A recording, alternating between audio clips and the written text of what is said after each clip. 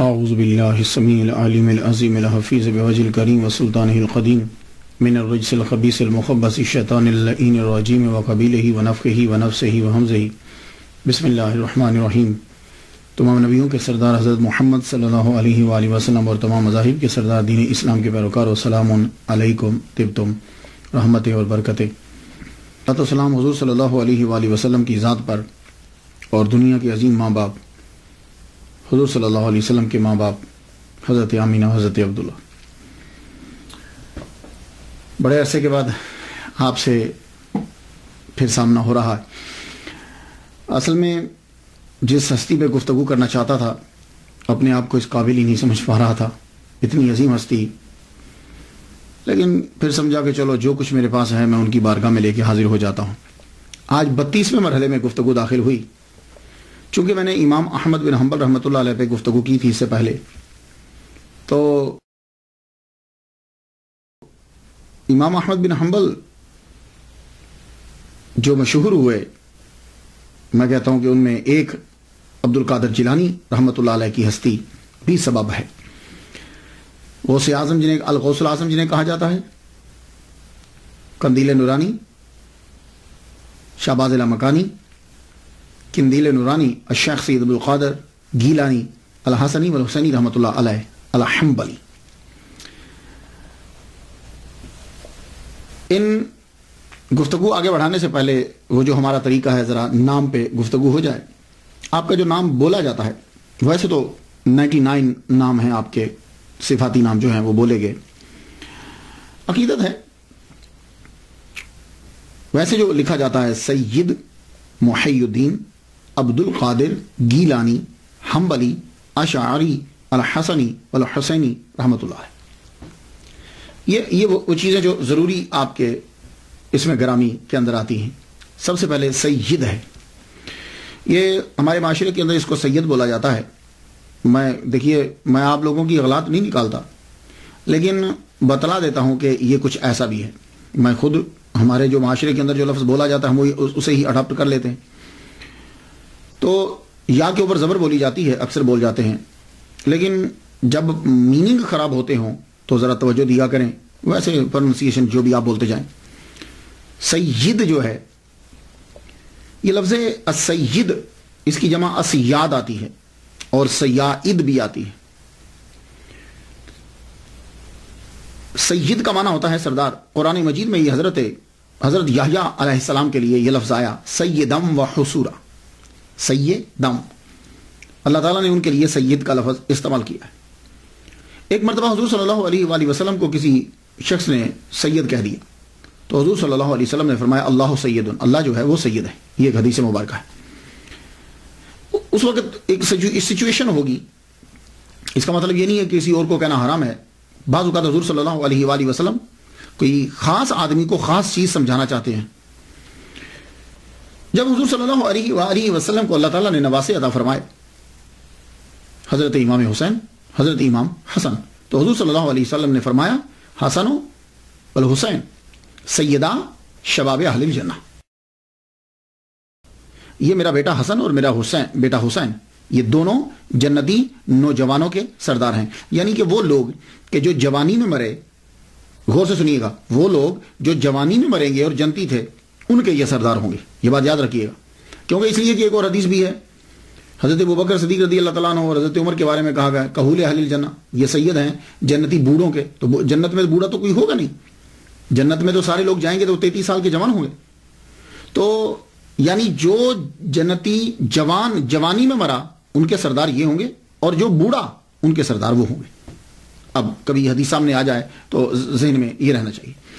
تو سید جو ہے، یہ لفظ حضور صلی اللہ علیہ وآلہ وسلم نے جب یہ فرمایا کہ یہ سردار ہوں گے، تو اس دن کے بعد یہ لفظ سید جو ہے یہ حضرت بی بی فاطمہ تو زہرا رضی اللہ تعالیٰ عنہا کے بچوں کے ساتھ استعمال ہونے لگا۔ شروع میں تو یہ لفظ استعمال نہیں کیا جاتا تھا، بعد میں آپ کی اولاد کے ساتھ یہ لفظ خاص ہو گیا۔ لیکن مختلف علاقوں کے اندر جو حضرت بی بی فاطمہ کی اولاد ہے ان کے لیے مختلف القاب ہیں۔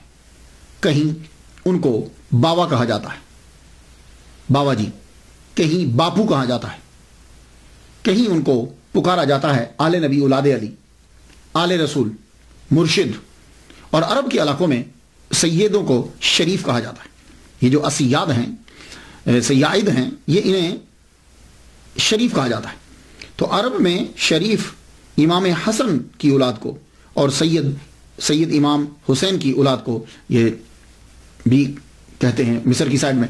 خیر بہرحال شریف جو ہے وہ ان کے لیے لفظ جو ہے وہ استعمال کیا جاتا ہے. ویسے ایک لفظ سید بھی ہے اور سید و نا بھی ہے.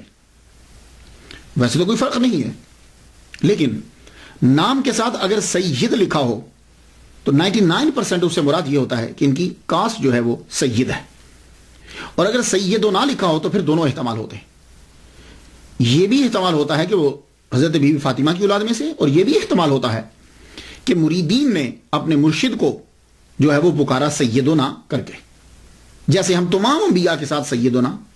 یا حضرت عمر رضی اللہ تعالیٰ عنہ جب حضرت بلال حبشی رضی اللہ تعالیٰ عنہ کو پکارتے تھے تو کہتے تھے سیدنا. تو سید اور سیدنا. ویسے تو آج کل عرب میں اگر آپ چلے جائیں تو جب لیٹر لکھتے ہیں، خط لکھتے ہیں، تو خط لکھتے ہوئے وہ سیدی لکھ دیتے ہیں شروع میں. جیسے جناب ہوتا ہے نا، عزت ماب جناب، تو سیدی لکھ دیا جاتا ہے. حضرت الغوث الاعظم جو ہیں، ان کے ساتھ جب سید آیا تو دونوں طرح سے ہوا. پیر و مرشد بھی ہے، سید و نا بھی، سید اولاد فاطمہ سے، حضرت بی بی فاطمہ کی اولاد بھی، اور ویسے بھی ہمارے سردار ہیں. اب ان کے نام کے اندر ایک اور آتا ہے گیلانی. گیلانی، اس پہ ذرا تھوڑی سی گفتگو ہو جائے. بہت سے لوگوں نے اس پہ گفتگو کی ہے، آپ میری تحقیق جو ہے وہ سماعت کیجئے. حاضر رحمت من ربی. آپ گیلان شہر کے اندر ہی پیدا ہوئے، یہ یاد رکھیے گا. گیلان، اس کا نام ہی گیلان ہے. تو آپ گیلان شہر کے اندر ہی پیدا ہوئے، اس لیے آپ کو گیلانی کہتے ہیں. اور کچھ لوگ آپ کو جیلانی کہتے ہیں جی آپ جیلان کے اندر پیدا ہوئے.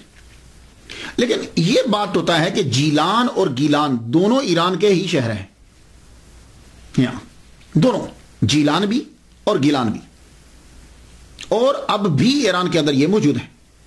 مگر فرق یہ ہے، کچھ لوگوں نے یہ کہا کہ جی اصل میں تو یہ گیلان تھا، تو عربی میں چونکہ گاف نہیں ہوتی تو اس لیے انہوں نے اس کو جیلان کہہ دیا. نہیں، جیلان اصل میں یہ گیلان ہی ہے، اصل میں گیلان ہے اور جیلان دونوں ہیں.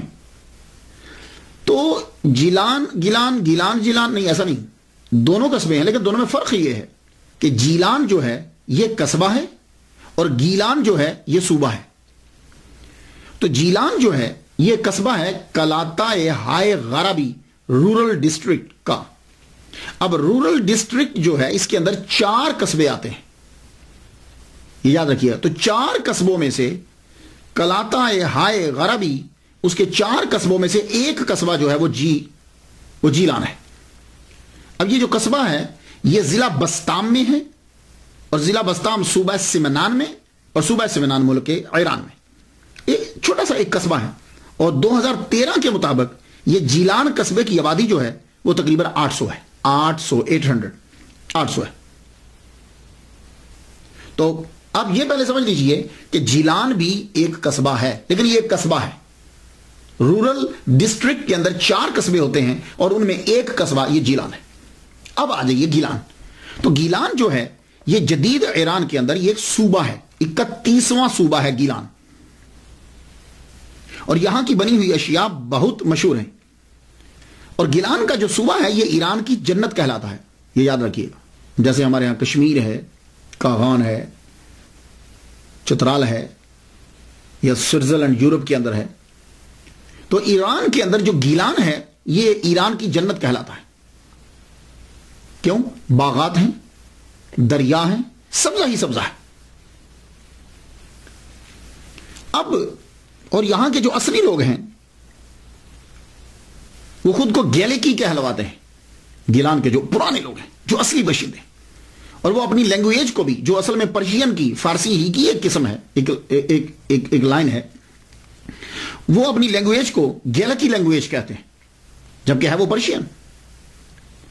تو گیلان سے بغداد کا جو فاصلہ ہے، ڈیسٹینیشن جو ہے، بیچ کا فاصلہ جتنا ہے وہ تقریباً 629 کلومیٹر ہے.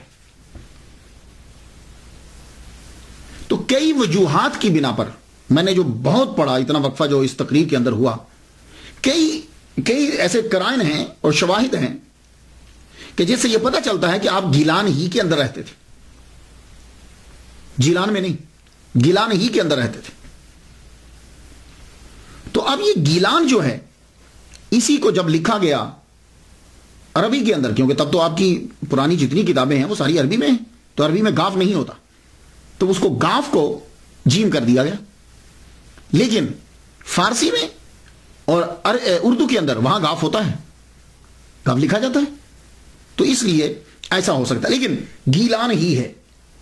اب وہ گیلان کس طرح ہے، میں چند چیزیں آپ کے سامنے پیش کرتا ہوں۔ پہلی بات تو یہ ہے کہ آپ کے والد گرامی نے بہتا ہوا ایک سیب جو ہے وہ کھایا، رائٹ، دریا سے اٹھایا، اور آپ وہیں رہنے لگ گئے، اور یہ جو باغات ہیں اور دریا ہیں یہ گیلان کے اندر ہیں۔ دوسری، اکثر کتابیں جب آپ پڑھتے ہیں جی انہوں نے 400 مائل کا سفر طے کیا اور وہ بغداد پڑھنے کے لیے پہنچے، تو یہ 400 مائل جو بنتا ہے، یہ 400 مائل جو ہے یہ گیلان ہی سے بغداد بنتا ہے، اور 629 کلومیٹر اور 400 کے قریب مائل جو بن جاتا ہے۔ اور تیسری بات کہ آپ نے یہ پڑھا کہ حضرت عبداللہ سومئی رحمۃ اللہ علیہ جو الغوث الاعظم کے نانا ہیں، ان کے باغات تھے، تو یہ باغات گیلان کے اندر ہی ہے۔ چوتھی بات، کیسپین سی کا اکثر حوالہ پڑھیں گے جب بھی الغوث الاعظم عبد القادر گیلانی رحمۃ اللہ علیہ کی سیرت پڑھی جاتی، کیسپین سی کا ذکر ضرور آتا ہے، یہ کیسپین سی بھی گیلان میں ہے۔ پھر اس کے بعد جب بھی آپ پڑھیں گے تو جودی پہاڑ کا ذکر پڑھتے ہیں، کوہ جودی، جہاں حضرت نوح علیہ السلام کی کشتی لگی تھی، تو وہ جودی پہاڑ بھی جو ہے وہ کیسپین سی گیلان کے پاس ہی ہے۔ اور پھر آپ نے ان کی سیرت میں یہ پڑھا کہ ایک بڑا سرسبز و شاداب علاقہ جو ہے وہ آپ نے لیا، وہ بھی گیلان ہی میں آپ نے لیا، اور یہی جو ہے وہ آپ کے آباء و اجداد کی جو ہے وہ قبر بھی۔ اور خواجہ معین الدین اجمیری چشتی رحمۃ اللہ علیہ نے اپنے خود سے اپنے پیسے دے کر وہاں ایک کمرہ بنوایا، اور 57 دن اس حجرے میں آپ ان کے ساتھ رہے۔ اور ایک اور دلیل سنیے، آپ جب حضرت عبد القادر گیلانی رحمۃ اللہ علیہ کا نام پڑھیں گے تو آپ کو پرانی جو بڑی تحقیق کی کتابیں، چھوٹی کتابوں کا بات نہیں کر، بڑی عملی ملے گا۔ عبد القادر گیلانی عملی، یہ عملی کیا ہے؟ یہ بھی اصل میں ایک قصبہ ہے، شہر ہے، اور آپ جانتے ہیں کہ یہ کہاں ہے؟ یہ ہراز دریا کے کنارے پر واقع ہے، اور یہ بھی گیلان کے پاس ہے، اور اس دریا ہی کے گرد درخت بھی ہیں اور باغات بھی۔ تو یہ تھی جو تحقیق، اتنے دن لگے۔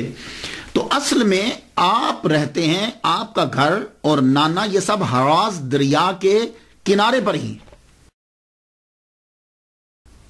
اور یہ گیلان میں ہے، کیسپین سی وہیں ہے، کوہ جودی وہیں ہے، تو یہ اصل میں آپ گیلانی ہیں، اور وہیں سے 400 مائل کا سفر بنتا ہے۔ اب آ جائیے حنبلی۔ حضرت عبد القادر گیلانی رحمۃ اللہ علیہ کے ساتھ حنبلی آتا ہے۔ یہ حنبلی کیا ہے؟ امام احمد بن حنبل، ان کے دادا کا نام تھا حنبل۔ حنبل کا معنی کیا ہوتا ہے؟ حنبل کا معنی ہوتا ہے لوبیا کھانا۔ لوبیا سمجھتے ہیں؟ وہ کڈنی بینز جو ہوتے ہیں، وہ گردے کی شکل کے جو ہیں، انہیں لوبیا کہتے ہیں، کڈنی بینز۔ تو حنبل کا معنی ہوتا ہے لوبیا کھانا، اور حنبل کا معنی ہوتا ہے موزہ اور پرانی آستین پہننا۔ یہ اس کے میننگ بتا رہا ہوں میں آپ کو، لیکن چونکہ امام احمد بن حنبل مشہور ہوئے تو ان کے جتنے پیروکار تھے ان کی فقہ میں یا ان کے تصورات پر جو عمل کرتے تھے وہ حنبلی کہلوائے۔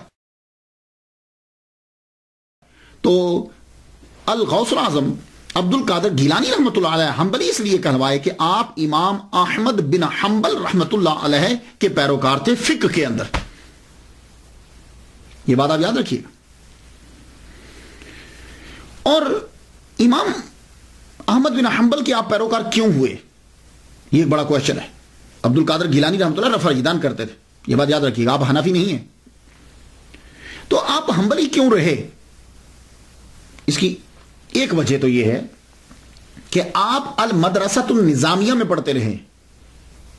المدرسۃ النظامیہ کے اندر حنابلہ اور شوافی اور اشعری ان کا فلسفہ پڑھایا جاتا تھا، دونوں کی فقہ پڑھائی جاتی تھی، ایک بات۔ دوسری بات یہ ہے کہ آپ کے جو پیر و مرشد اور آپ کے جو استاد ہیں ابو سعید مبارک مخرمی، جس کو مخزومی پڑھتے ہیں، وہ مخزومی لفظ نہیں ہے، مخرمی رحمت اللہ علیہ جو ہے وہ بھی حنبلی ہیں. تو آپ کے پیر و مرشد بھی حنبلی ہیں، استاد بھی حنبلی ہیں، اور مدرسۃ النظامیہ میں جتنے زیادہ تر استاد جو ہے وہ حنابلہ تھے. اب آپ سمجھ گئے ہوں گے. اور ایک وجہ اور سن لیجیے، ابو العباس احمد بن محمد بن ابی الغنائم محمد اظہری حسینی رحمۃ اللہ علیہ اپنے والد شیخ محمود گیلانی سے انہوں نے شیخ علی بن حیتی سے سنا کہ ایک روز میں شیخ عبد القادر گیلانی رحمۃ اللہ علیہ کے ساتھ حضرت امام احمد بن محمد بن حنبل رحمۃ اللہ علیہ کی قبر پر گیا.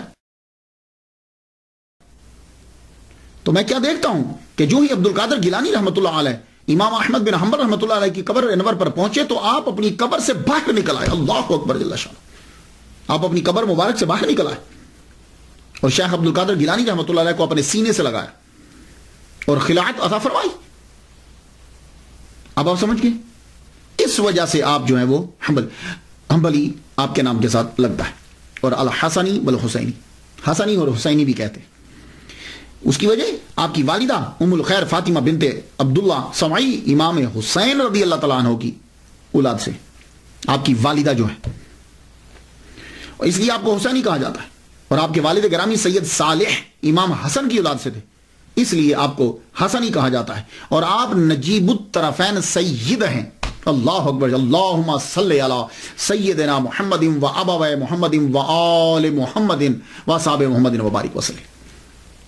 کتنی بات ہے کہ نجیب الطرفین، سید تو ویسے ہی وراء الورا ہے، لیکن نجیب الطرفین اور الغوث الاعظم آپ کے نام کے ساتھ. یہ الغوث الاعظم تو اتنا مشہور ہو گیا ہے کہ اگر آپ صرف بول دو الغوث الاعظم تو فوراً سمجھ میں آتا ہے کہ عبد القادر گیلانی رحمۃ اللہ علیہ کا ذکر ہو رہا ہے. یہ الغوث الاعظم جو ہے یہ ایک ٹائٹل آپ کا بن گیا. لیکن میں یہاں عرض کرتا جاؤں، ہو سکتا ہے کہ میرے کچھ دوست، میرے سننے والے جو ہیں وہ یہ کہیں، میرے کچھ دوست اب آپ جب الغوث الاعظم کو سنیں کہیں یا کسی بندے کے پاس بیٹھیں تو وہ پریشان ہو جائیں اور کہیں گے یار نہیں یہ تو شرک ہے. تو میں عرض یہ کرنا چاہوں گا، اگر آپ قرآن مجید کی اسٹڈی کریں، قرآن مجید کو پڑھیں، تو بہت سے الفاظ ایسے ہیں کہ اللہ تعالیٰ نے وہ اپنے لیے بھی استعمال کیے ہیں اور اپنے بندوں کے لیے بھی وہ استعمال کیے. یہ اگر فلسفہ آپ کی سمجھ میں آ جائے تو پھر یہ الغوث الاعظم، مشکل کشا، یہ الفاظ جو ہیں وہ آپ کو ڈسٹرب نہیں کریں گے. بس پہلے آپ نے یہ سمجھنا ہے کہ کیا اللہ تعالیٰ نے وہ الفاظ کے جو اپنے لیے خاص کیے تھے، کیا وہ اس نے وہ بندوں پر استعمال کیے ہیں کہ نہیں کیے. یہ اگر آپ قرآن مجید سے پڑھ لیں تو آپ پر جو ہے یہ حقیقت واضح ہو جائے گی. یہ مسئلہ آپ کو کبھی ڈسٹرب نہیں کرے گا. قرآن مجید کے اندر بہت سے ایسے الفاظ ہیں کہ جو اللہ کے لیے ہیں لیکن وہ بندوں کے لیے استعمال ہوئے ہیں. سب سے پہلا لفظ جب آپ نے سورہ فاتحہ پڑھی تو الحمدللہ رب العالمین ہے. یہ لفظ رب ہے نا جو یہ اللہ نے اپنے لیے استعمال کیا قرآن مجید کے اندر. جتنے انبیاء کرام ہیں جب بھی انہوں نے دعا مانگی انہوں نے ربنا کہہ کے دعا مانگی. اس لیے کہا جاتا ہے کہ جب بھی دعا مانگو ربنا کہہ کے دعا مانگو، کیونکہ جب ربنا سے دعا مانگتے ہو اللہ تعالیٰ خوش ہوتا ہے اور اللہ دعا قبول کرتا ہے. ربنا آتنا فی الدنیا. تو یہ رب جو ہے یہ لفظ خاص ہے، لیکن سورہ یوسف پڑھتے ہوئے آپ کو یہ ملے گا کہ یہی لفظ رب تعالیٰ کا رب جو ہے حضرت یوسف علیہ السلام نے وہ جو شراب پلانے والا تھا اس کے بادشاہ کے لیے استعمال کیا. چاہیے سورہ یوسف پڑھ لیجئے. وَيَسْقِي رَبَّهُ خَمْرًا، وہ اپنے رب کو شراب پلائے گا. یہ میں قرآن سے پڑھ رہا ہوں، میں حدیث نہیں پڑھ رہا. تو یوسف علیہ السلام نے لفظ رب کو کس کے لیے استعمال کیا؟ وہ جو شراب پلانے والا ساقی ہے اس کے بادشاہ کے لیے استعمال کیا. تو رب اس کے لیے بھی ہے اور ابھی بھی قرآن میں موجود ہے. یہ نہیں کہ اس کو کاٹا گیا ہے. رب العالمین بھی موجود ہے اور وَيَسْقِي رَبَّهُ دونوں کے دونوں موجود ہیں. تو اب وہ رب دونوں جگہ استعمال ہوا. اسی طرح آپ کیا ہیں، میں آپ سے پوچھوں آپ کیا ہیں تو آپ کہیں گے میں مومن ہوں. تو یہ لفظ مومن اللہ تعالیٰ نے اپنے لیے بھی استعمال کیا ہے. اور قرآن مجید میں آپ دیکھ لیجئے، سورہ حشر میں جائیے، الملک القدوس السلام المومن، اللہ مومن ہے. تو پھر آپ کیا ہوئے؟ اسی طرح اللہ تعالیٰ نے لفظ حفیظ استعمال کیا اپنے لیے. تو وہی حفیظ یوسف علیہ السلام اپنے لیے استعمال کر رہے ہیں اور قرآن میں ایز اٹ از موجود ہے. انی حفیظ علیم، حفیظ بھی اور علیم بھی دونوں الفاظ اللہ کے لیے قرآن میں استعمال ہوئے اور دونوں یہاں استعمال ہو رہے ہیں. اور اسی طرح رحیم کا لفظ اللہ تعالیٰ نے پورے قرآن مجید میں کسی بندے کے لیے استعمال نہیں کیا سوائے محمد مصطفیٰ صلی اللہ علیہ وسلم کے. اپنے لیے استعمال کیا اور ایک مرتبہ پورے قرآن میں کہا بالمؤمنین رؤوف رحیم. رؤوف اللہ کے ساتھ آتا ہے، لیکن اس نے بندے کے لیے بھی استعمال کیا، حضور پاک کے لیے، اور رحیم بھی استعمال کیا۔ اسی طرح ولی کا لفظ جو ہے وہ اس نے اپنے لیے بھی استعمال کیا اور دوسروں کے لیے بھی استعمال کیا۔ تو یہ دیکھیے، ویسے اگلے کو مارنا ہو تو جو مرضی یک طرفہ ڈال دیا جائے، لیکن حقیقت یہ ہے کہ بہت سے الفاظ ایسے ہیں کہ اللہ نے اپنے لیے بھی استعمال کیے اور بندوں کے لیے بھی استعمال کیے۔ اب یہاں آپ فرق کیسے کریں گے؟ کہ آپ مشرک قرار دے دیں گے اس بندے کو؟ نہیں، تو پھر آپ فرق کریں گے کہ اللہ کے لیے وہ لفظ جو استعمال ہوتا ہے وہ حقیقی معنی میں استعمال ہوتا ہے، اور بندے کے لیے جو وہ لفظ استعمال ہوتا ہے وہ ایک خاص وقت، خاص شے اور مجازی طور پر استعمال ہوتا ہے، یعنی قیود کے ساتھ استعمال ہوتا ہے۔ تو اللہ کے لیے وہ لفظ قیود کے ساتھ استعمال نہیں ہوتا۔ اب فرق واضح ہو گیا حقیقت اور مجاز کا۔ تو یہی سلسلہ جو ہے الغوث الاعظم ہے، یہ ٹائم ہے، قیود ہے اور مجازی طور پر ہے، یہ بات یاد رکھیے گا۔ یہ اگر فرق نہیں کریں گے تو پوری دنیا مشرک بن جائے گی، یہ بات یاد رکھیے گا۔ اب اگر الغوث الاعظم کہنے سے آدمی مشرک ہوتا ہے تو پھر حضرت ابو بکر صدیق کے ساتھ صدیق اکبر لگتا ہے، پھر آدمی صدیق اکبر کہنے سے بھی مشرک ہوگا۔ کیوں؟ اس لیے کہ قرآن مجید کے اندر اللہ تعالیٰ نے یہ کہا ہے وَمَنْ أَصْدَقُ مِنَ اللَّهِ، اللہ سے بڑھ کر کون سچا ہے؟ ٹھیک ہے، تو آپ کہہ رہے ہیں کہ ابو بکر صدیق اکبر، وہ صدیق اکبر ہیں، تو اللہ تو سب سے سچا ہے، اللہ تعالیٰ سے تو سچا کوئی نہیں، تو پھر صدیق اکبر ہی نے کیوں کہا گیا؟ پھر اسی طریقے سے فرق کرنے والا تو اللہ تعالیٰ ہے حق و باطل کے درمیان، تو حضرت عمر فاروق رضی اللہ تعالیٰ عنہ کو فاروق کیوں کہتے ہیں؟ یہ بھی شرک ہوگا۔ اسی طرح اللہ قرآن میں کہتا ہے کہ ان اللہ غنی وانتم الفقراء، اللہ غنی ہے اور تم فقیر ہو، تو آپ پھر لوگ سب عثمان غنی عثمان غنی کیوں کہتے ہیں؟ اسی طرح قرآن مجید کے اندر آتا ہے وَهُوَ الْعَلِيُّ الْعَظِيمُ، وہ علی ہے، اللہ علی ہے، تو آپ حضرت علی کو علی کیوں کہتے ہیں؟ تو یہ دیکھیے، وہ جو بزرگان دین تھے نا، ان کے سامنے سب چیزیں ہوتی تھی، وہ پھر ایک نتیجہ نکالتے تھے جہاں سے کہیں سے اعتراض نہیں آتا۔ ہم کیا کرتے ہیں؟ ہم اگلے آدمی کو مارنے کے لیے ایک چیز لے لیتے ہیں، باقی ساری چیزوں کو بند کر دیتے ہیں۔ تو الغوث الاعظم جو کہا جاتا ہے یہ مجازی طور پر ہے، اور یہ قیود ہوتی ہیں۔ ہاں اللہ تعالیٰ فریاد رس ہے، اللہ فریاد، لیکن اس جیسا اس میں وہاں قید کوئی نہیں، اور وہ ذاتی طور پر ہے یہ بات۔ باقی ہر چیز، ہر لفظ جو ہے وہ جو استعمال ہوا وہ مجازی طور پر استعمال ہوتا ہے۔ تو اب پھر دیکھتے ہیں ہم کہ اللہ کا یہ ولی دنیا میں جب آیا، ظہور کیا، تو کیا تاریخ تھی؟ تاریخ کا کوئی خاص فائدہ تو کوئی نہیں ہوتا، یہ بات یاد رکھیے۔ اکثر تواریخ کے اندر لڑائی جھگڑا ہی ہوتا ہے، لیکن اس سے ذرا یہ آئیڈیا ہو جاتا ہے کہ یہ جب تشریف لائے تو اس وقت جو ہے ماحول کیا تھا، یہ ذرا آئیڈیا ہو جاتا ہے، اور آپ نے کتنے کٹھن مراحل کے اندر جو ہے وہ اس کی تبلیغ کی ہے، اور کتنا عرصہ گزر گیا اس چیز کو۔ یہ کچھ ہوتا ہے، ویسے تو قرآن مجید اسی لیے سنوں پہ گفتگو نہیں کرتا، یہ بات یاد رکھیے گا۔ تو عبد القادر گیلانی رحمۃ اللہ علیہ کے بھی تواریخ تین بیان کی جاتی، 470، 471، 491، لیکن 491 والے نے تو ویسے ہی بہت ہی زور لگا دیا۔ اب یہ کوئی ضروری نہیں ہوتا کہ ایک آدمی ڈاکٹر ہے، ریسرچر ہے، ہو سکتا ہے اس کی کوئی پرابلم ہو۔ 470 اور 471 اس کے اوپر اکثریت جمع ہے، اور دلائل بھی اسی کے اوپر ہی ہیں کہ آپ 470 ہی میں آپ کی ولادت مبارک ہوئی۔ میں نے جو صاحب دلیل دے رہے تھے کہ جی 491 میں ہوئے ہیں، 470 اور 71 میں عبد القادر گیلانی رحمۃ اللہ علیہ پیدا نہیں ہوئے، تو دلیل انہوں نے یہ دی کہ شیخ سعدی رحمۃ اللہ علیہ جو ہیں وہ گلستان سعدی کے صفحہ 45 پہ لکھتے ہیں کہ عبد القادر گیلانی را دیدم، میں نے عبد القادر گیلانی رحمۃ اللہ علیہ کو دیکھا در حرم کعبہ میں نے دیکھا کہ کنکریوں کے اوپر اپنے چہرے کو رکھے ہوئے اللہ کی بارگاہ میں رو رہے تھے۔ تو بھائی سنو یار، شیخ سعدی رحمۃ اللہ علیہ ہو سکتا ہے کہ جس طرح 470 اور 471 جو ہے اس کے اندر تبدیلی ہو سکتی ہے، تو کیا دیدم اور دیدند میں نہیں ہو سکتی؟ دیدند اور دیدند میں نہیں ہو سکتی ہے، اور دوسری بات ہے پاسبلٹی ہی نہیں ہے۔ وجہ یہ ہے الغوث الاعظم کی تاریخ پیدائش 470 ہی ہے۔ وجہ یہ ہے کہ آپ کی ولادت سے 5 سال قبل، غور سے سنیے گا، آپ کی ولادت سے 5 سال قبل داتا گنج بخش علی حجویری رحمۃ اللہ علیہ دنیا سے رخصت ہو گئے۔ یہ باتیں سننے والی ہوتی ہیں، اس میں بہت۔ عبد القادر گیلانی رحمۃ اللہ علیہ 470 ہی میں پیدا ہوئے۔ وہ کیسے؟ کہ آپ کی ولادت سے 5 سال قبل جو ہیں وہ داتا گنج بخش علی حجویری رحمۃ اللہ علیہ دنیا سے رخصت ہو گئے، اور یہ تبھی ہو سکتا ہے۔ اور اب عبد القادر داتا گنج بخش علی حجویری رحمۃ اللہ علیہ جو ہے ان کا وصال 465 ہجری میں ہوا ہے. تو یہ 5 سال تبھی بن سکتے ہیں جب عبد القادر گیلانی رحمۃ اللہ علیہ 470 میں پیدا ہو. سن لیا آپ نے؟ یہ ہزار احمد تو میرا بھی، میں نے اس پہ بہت ریسرچ کی، کیونکہ ایک بہت بڑے ڈاکٹر صاحب انہوں نے اتنی موٹی کتاب لکھ دی کہ نہیں 491 میں ہوئے، 470 ہی ہے. اور 5 سال کے بعد آپ جو ہیں وہ پیدا ہوئے ان کی رخصت سے، اور وہ 465 میں ہے، تو یہ 470 تک بنے گا.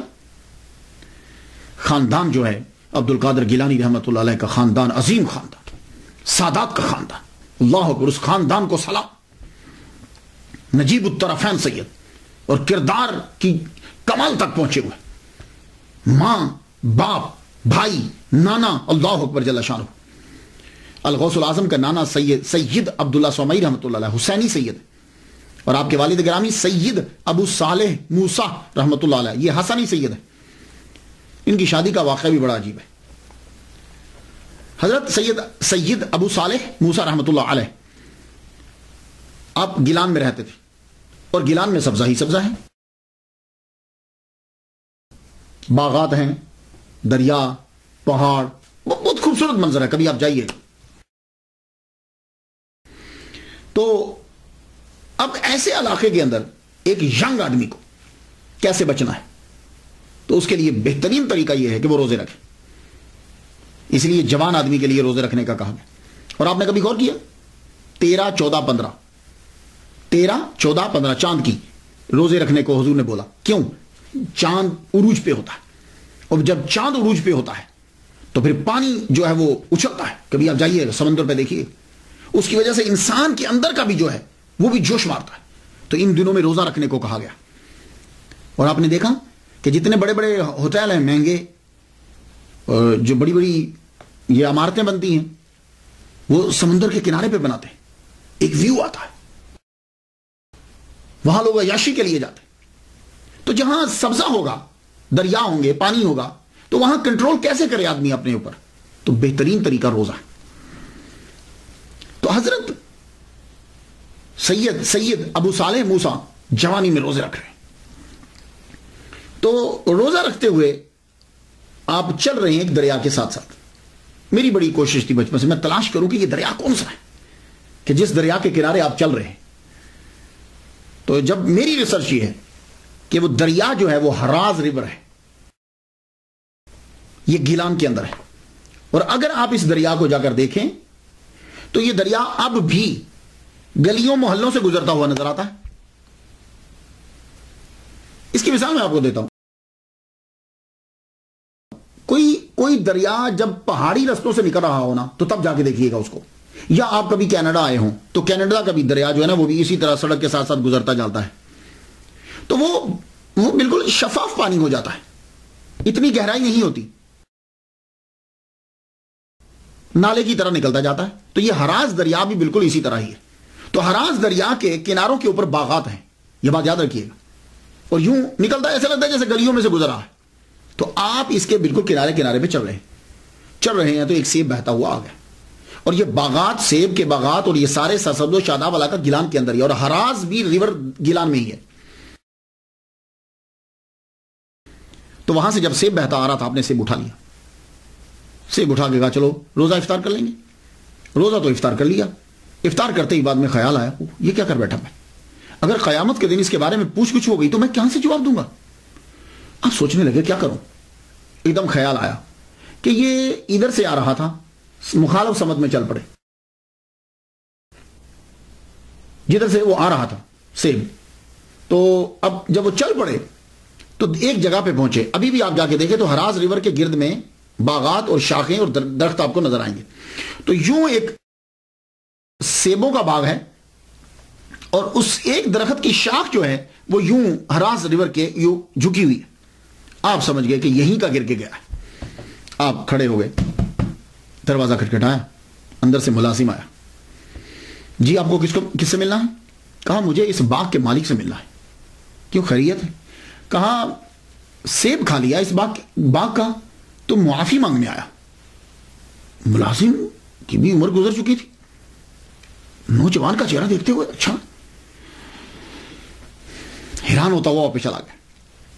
جا کے اندر مالک کو بتایا. مالک باہر ایک نوجوان آیا ہے، ہمارے باغ کا کہیں سیب گر گیا تھا دریا میں، کہتا ہے کہ مجھے معاف کروانا ہے۔ آپ بھی مسکرائے، کہا کہ اچھا۔ آپ آئے دروازے پہ، دروازہ کھولا، سب سے پہلے لڑکے کو یوں سر سے لے کے پاؤں تک اسے دیکھا، دیکھے پوچھ لیں تمہارا نام کیا ہے؟ کہا میرا نام جو ہے وہ سید ابو صالح موسیٰ، امام حسن کی اولاد سے ہوں۔ تو کیا کہہ رہے تھے تم؟ کہنے لگے حضور میں نے آپ کے دریا کا، یہ آپ کے باغ کا سیب جو ہے وہ بہ رہا تھا، میں نے اٹھا کے کھا لیا ہے، معافی مانگنے کے لیے آیا، اور چونکہ میں تندرست ہوں اس لیے لفظوں سے معاف نہ کیجیے، مجھے کچھ کام کہیے میں وہ کر دوں تاکہ میرا جرم معاف ہو جائے۔ دیکھ لیں کہ یعنی صرف لفظوں سے مت بولیے، کیونکہ میں تندرست ہوں، میں کام کر سکتا ہوں، سزا دیجیے۔ تھوڑی دیر سوچتے رہے، کہنے لگے اچھا 2 شرطیں، پہلے ایک پوری کرو، جب ایک پوری ہوگی تو دوسری بتاؤں گا۔ کہنے لگے اچھا بتائیے پہلی کیا ہے؟ کہنے لگے تیرے سیب کا جرم معاف کرنے کے لیے پہلی شرط یہ ہے کہ تم 8 سال یہاں کام کرو۔ اب ایک کتاب میں نے 1 ماہ بھی پڑھا ہے، لیکن یہ مدت مجھے لگی نہیں، 8 سال یا 12 سال، اور باقی دوسری شرط کو دیکھتے ہوئے یہ 8 سال کی مدت جو ہے یہ مجھے ذہن میں آتی، دل کو لگتی ہے۔ 8 سال تک ایک سیب کے بدلے میں تم میرے باغات کی رکھوالی کرو گے، کیونکہ حضرت سید عبداللہ صومعی رحمۃ اللہ علیہ ٹھیک ٹھاک امیر آدمی تھے، آپ کے باغات تھے، کھیت تھے، آپ کے روحانی سلسلہ بھی چلتا تھا آپ کا۔ کہا تو میرے باغات کی رکھوالی کرو گے، تو آپ نے کہا کہ تو پھر تمہیں دوسری شرط بتائیں گے۔ اللہ اکبر، 8 سال تک آپ نے ان کے باغات کی رکھوالی کی، ایک سیب کتنے کا ہوگا؟ 8 سال کے بعد آپ حاضر ہوئے، حضور میرے 8 سال پورے ہو گئے۔ کہا ہاں بہت اچھا کام کیا تم نے، یہ اصل میں 8 سال کے اندر تربیت کر دی، پوری کی پوری تربیت کر دی۔ کہنے لگے بہت اچھا کام کیا تم نے، اب دوسری شرط ہے، لیکن سنو اگر یہ شرط پوری نہ ہوئی تو پہلی ضائع۔ کہنے لگے حضور بولیے۔ کہا سنو، غور سے سنو، دوسری شرط یہ ہے کہ میری ایک لڑکی ہے، اس سے تمہیں شادی کرنا ہے، اور غور سے سنو وہ ایک طرح سے اندھی ہے، بہری ہے، لگلی ہے، لنگڑی ہے، گونگی ہے۔ یہ لفظ ایک طرح سے سنیں، لیکن جب آدمی بولتا ہے تو آدمی کا دھیان بڑی چیز پر ہوتا ہے، وہ بیچ کے لفظوں میں سے نکل جاتا ہے۔ آپ نے بڑی تیزی سے فرما دیا یہ طرح سے گونگی ہے، اندھی ہے، لولی ہے، لنگڑی، تمہیں شادی کرنا ہے اسے۔ کہا جی پھر میرا یہ جرم معاف ہو جائے گا؟ آپ نے فرمایا ہاں پھر ہم معاف کر دیں گے۔ اللہ اکبر جل شانہ۔ ایک سیب ہے کہ 8 سال پہلے گزار چکے ہیں، اور ہمارے ہاں یہاں کیا ہوتا ہے، اگر آپ لوگ پاکستان سے ہیں، میں باقی ممالک کے بارے میں تو نہیں جانتا، پاکستان میں کبھی جاتا ہوں تو یہ جب گنا پک جاتا ہے نا، جس سے چینی بنتی ہے، رو نکلتی ہے، یہ گنے کی ٹرالی جو ہے نا وہ شوگر ملز کی طرف جاتی ہے، وہ جب جا رہی ہوتی ہے تو سڑک کے اوپر لڑکے جو ہیں اس کے اوپر چڑھ جاتے ہیں، ایک لڑکا اس کے اوپر چڑھ جاتا ہے، وہ وہاں سے گنے کھینچ کے اتارتا جاتا ہے، اور پیچھے لڑکے جو ہیں وہ پوری ایک جماعت ہوتی ہے، وہ اس گنوں کو پکڑ کے جا کے اسے۔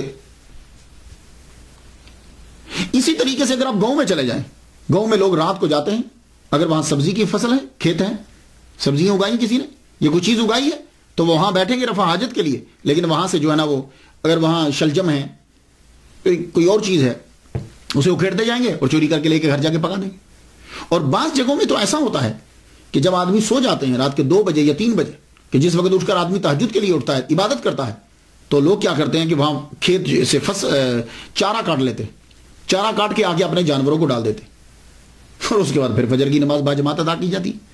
تو یعنی یہاں یہ ہے کہ چارہ اور سبزی، ویجیٹیبلز اور گنے یہ لے لیے جاتے، لیکن الغوث العظم عبد القادر گیلانی رحمۃ اللہ کے والد گرامی نے ایک سیب لیا اور 8 سال تک پہلے تو ملازمت کی، اور اب تیار ہو گئے ایسی لڑکی کے ساتھ پوری زندگی گزارنے میں کہ جن کے والد کہہ رہے ہیں کہ وہ ایک طرح سے اندھی ہے، لولی ہے، لنگڑی ہے۔ ہم نے فرمایا ٹھیک ہے، اگر جرم معاف ہوتا ہے تو میں ریڈی ہوں۔ نکاح ہو گیا، نکاح پڑھا دیا گیا۔ اب جب نکاح ہو جاتا ہے تو شاید ظاہر ہے کہ آپ کمرے میں گئے، جو ہی کمرے میں گئے، اب نکاح تو ہو گیا، کمرے میں جب گئے تو انٹر ہوئے آپ، تو سامنے آپ کی زوجہ محترمہ جو ہے وہ کھڑی، آپ نے پہلی نظر جب ڈالی تو پہلی نظر اتنی خوبصورت، اللہ اکبر جل شانہ، اب دوسری منع ہوتی، اب نے ایک دم سے منہ پھیرا اور پھیرنے لگے تو پیچھے سے آواز آئی، آپ میرے خامد ہیں، رکیے، آپ کا یہ نام ہے۔ آپ نے فرمایا اس کا مطلب ہے کہ یہ دیکھ بھی سکتی ہے اور آواز بھی آ رہی، بول بھی سکتی ہے۔ ایک دم سے جب یہ تیزی سے دوڑے دروازے سے نکلے تو آگے ہی حضرت عبداللہ سمعی رحمۃ اللہ علیہ کھڑے تھے۔ لگتا ہے کہ ان کو معلوم تھا کہ یہ ضرور ہوگا، آپ ان سے ٹکراتے بچ گئے۔ میں بیٹے کیا ہوا؟ کہ حضور آپ نے تو فرمایا تھا کہ وہ ٹانگیں نہیں ہیں تو کھڑی تھی وہ تو، اور بازو بھی، میری نظر پڑی بازو بھی ہیں، اور آپ نے کہا تھا کہ وہ اندھی ہیں تو مجھے دیکھا ہے انہوں نے، اگر دیکھتی نہیں تو آواز کیسے آتی، اور گونگی بھی نہیں ہے، مجھے آواز دی انہوں نے۔ آپ نے فرمایا بیٹے جب میں بات کر رہا تھا تو میں نے جھوٹ نہیں بولا تھا، میں نے کہا تھا ایک طرح سے، تم نے ایک طرح پہ دھیان نہیں دیا۔ اور سن، میں نے اسے کیوں کہا تھا کہ گونگی ہے؟ آج تک میری بیٹی نے کسی غیر محرم سے بات نہیں کی، آج تک میری بیٹی نے کسی غیر محرم کی بات کو سنا بھی نہیں ہے، آج تک میری بیٹی نے کسی غیر محرم کو دیکھا بھی نہیں ہے، آج تک میری بیٹی نے کسی غیر محرم کو چھوا بھی نہیں ہے، اور آج تک میری بیٹی کسی غیر محرم کے گھر میں پاؤں سے چل کے بھی نہیں گئی۔ اللہ اکبر جل شانہ۔ آپ نے فرمایا یہ تیری ہی بیوی ہے، میں نے تیرا ہی نکاح اس کے ساتھ پڑھا ہے۔ اب آپ جتنے بھی سن رہے ہو، پوری دنیا میں میرا لیکچر سنا جاتا، آپ مجھے بتا دو، موسیٰ جنگی دوست جیسا باپ ہے، فاطمہ جیسی ماں ہے، تو بیٹا عبد القادر گیلانی رحمۃ اللہ علیہ کیوں نہیں پیدا ہو؟ شادی ہو گئی۔ اب یہاں میں تلاش کرتا ہوں تو کتب میں مجھے نہیں ملتا کہ وہ شادی کے بعد وہیں رہے یا کہیں اور رخصت ہو گئے، لیکن میں نے جتنا پڑھا ہے اور باتوں سے اندازہ مجھے یہی ہوتا ہے کہ آپ وہاں سے گئے نہیں۔ ہاں، آپ کے نانا جو ہیں، الغوث الاعظم کے نانا جو ہیں، انہوں نے مکان علیحدہ لے دیا، یہ رہے وہیں، اسی علاقے میں آپ رہے،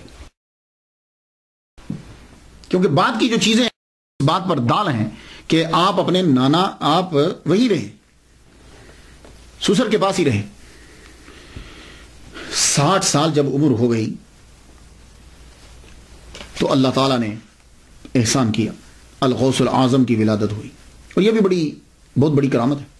60 سال کی عمر کے اندر بچے کی ولادت ایک ناممکن سی بات ہوتی ہے، یعنی مشکلات میں آ جاتا ہے، اور آپ کی یہ کرامت ہے کہ جب آپ کی 60 سال عمر ہوئی تو اللہ تعالیٰ نے آپ کو بیٹا عطا کیا، اور وہ بیٹا کون ہے؟ وہ بیٹا دنیا میں مشہور ہوا الغوث الاعظم شیخ سید عبد القادر گیلانی رحمۃ اللہ علیہ۔ 470 ہجری کے اندر 1 رمضان المبارک کو آپ پیدا ہوئے۔ پورے رمضان المبارک میں صبح سے لے کے شام تک آپ دودھ نہیں پیتے۔ یہ تقوینی ولی ہونے کی نشانی کہ آپ پیدائشی ولی ہیں۔ آپ نے 17 سال گیلان میں گزارے، اللہ اکبر جل جلالہ۔ آپ کی عمر 11 سال ہوئی تو آپ کے والد گرامی سید ابو صالح موسیٰ رحمۃ اللہ علیہ کا وصال ہو گیا۔ 481 ہجری میں آپ کا وصال ہوا اور آپ کو گیلان میں ہی دفنا دیا گیا، وہیں آپ کی قبر ہے، گیلان کے اندر۔ تو 11 سال کی عمر میں یتیم ہو گئے۔ اب 11 سے 18 سال تک عبد القادر گیلانی رحمۃ اللہ علیہ گیلان کے اندر ہی رہے۔ کیوں؟ والدہ بوڑھی ہے، پڑھنے کے لیے جاتے ہیں، حفظ تو والدہ محترمہ نے کروا دیا، نانا سے بھی ملاقات ہوتی ہے، باپ نے بھی پرورش کی۔ 11 سال تک تو تینوں کر رہے، 11 کے بعد ایک کم ہو گیا۔ آپ مکتب میں بھی پڑھنے کے لیے جاتے ہیں، اور فارسی زبان آپ کی مادری ہے، مکتب میں پڑھنے کے لیے جاتے ہیں۔ 18 سال آپ کی عمر ہوئی تو ایک دن والدہ ماجدہ سے آ کے کہتے ہیں، امی مجھے اجازت دے دو، میں بغداد جانا چاہتا ہوں۔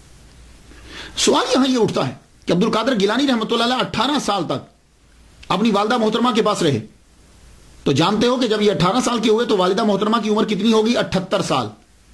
تو آپ کی والدہ محترمہ 78 سال کی ہو گئی تو جا کر کہتے ہیں اماں مجھے اجازت دے دو کہ میں بغداد چلا جاؤں۔ یہ عمر تو تھی کہ عبد القادر گیلانی اپنی والدہ ماجدہ کے ساتھ رہتے۔ تو 78 سال کی عمر میں جب والدہ ہوئیں، پہلے 18 سال تک گیلان سے نہیں نکلے۔ کیوں نہیں نکلے؟ آپ کے نانا امیر آدمی ہیں، آپ وہاں سے نکلیں، لیکن نہیں نکل رہے۔ کیوں؟ اماں بوڑھی ہیں۔ تو پھر 18 سال میں جب 78 سال کی ہوگی تو اب کیوں نکلے؟ تو سن لیجئے،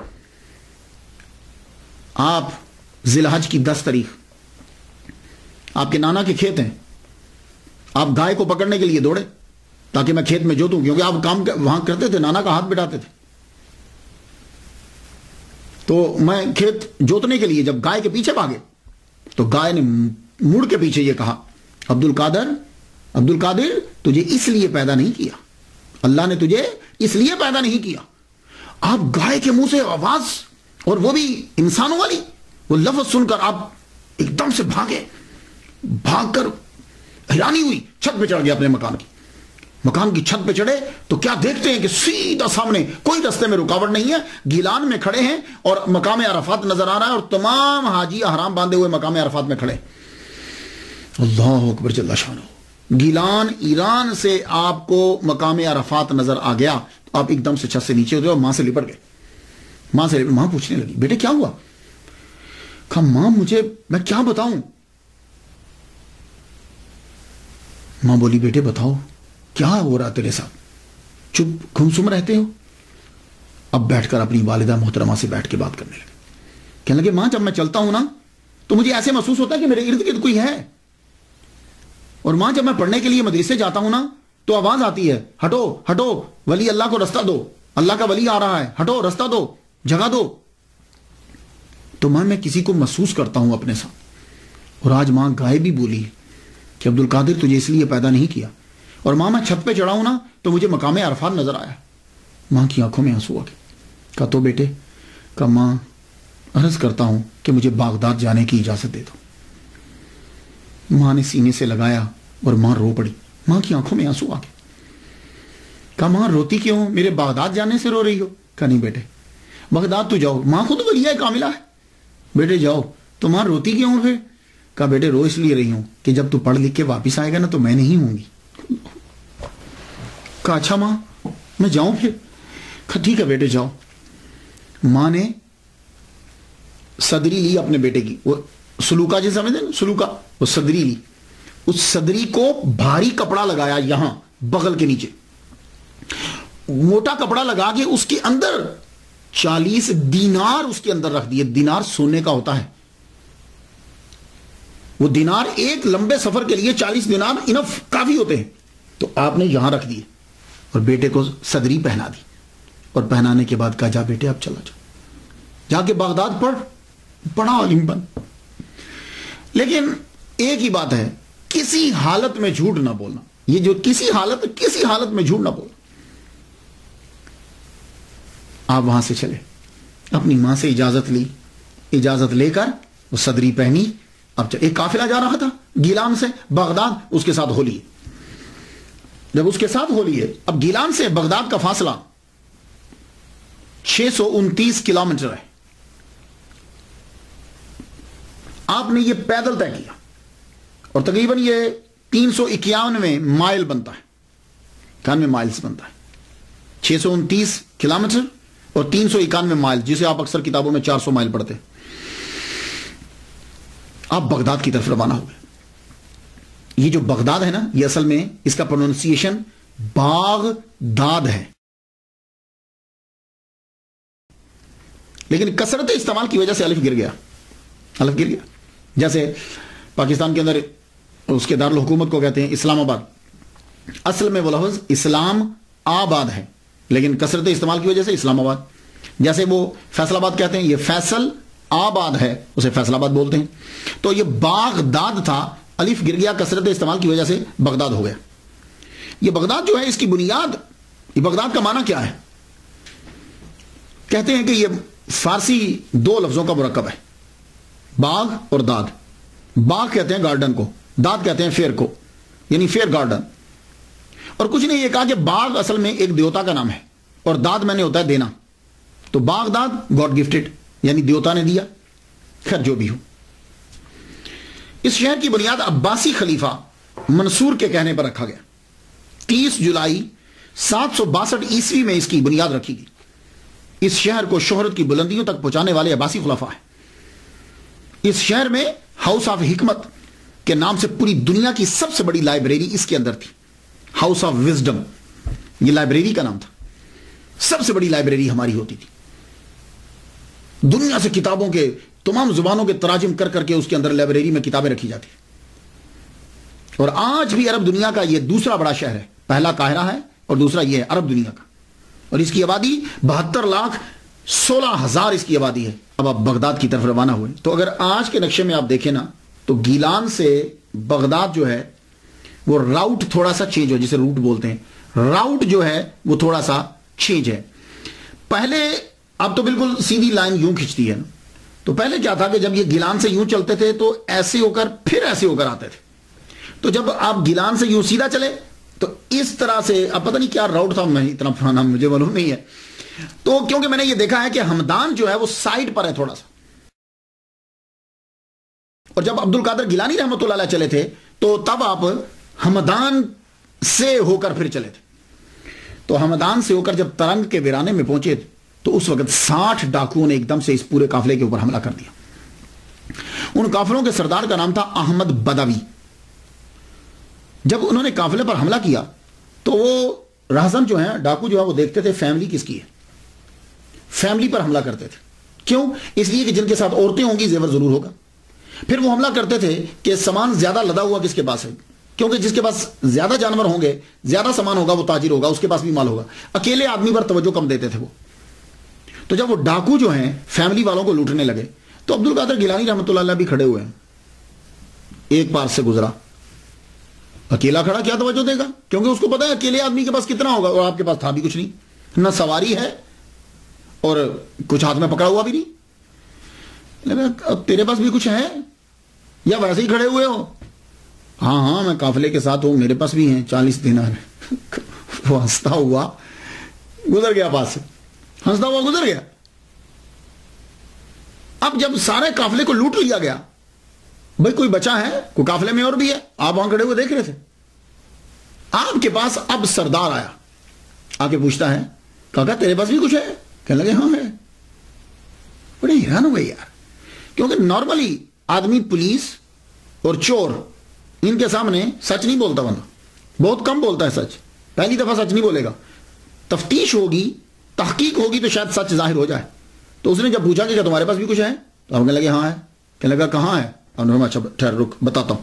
آپ نے اپنی صدری اتاری، صدری اتار کے آپ نے یہاں سے اتنا موٹا کپڑا پہلے پھاڑا، کپڑا پھاڑ کے اندر سے 40 دینار نکالے.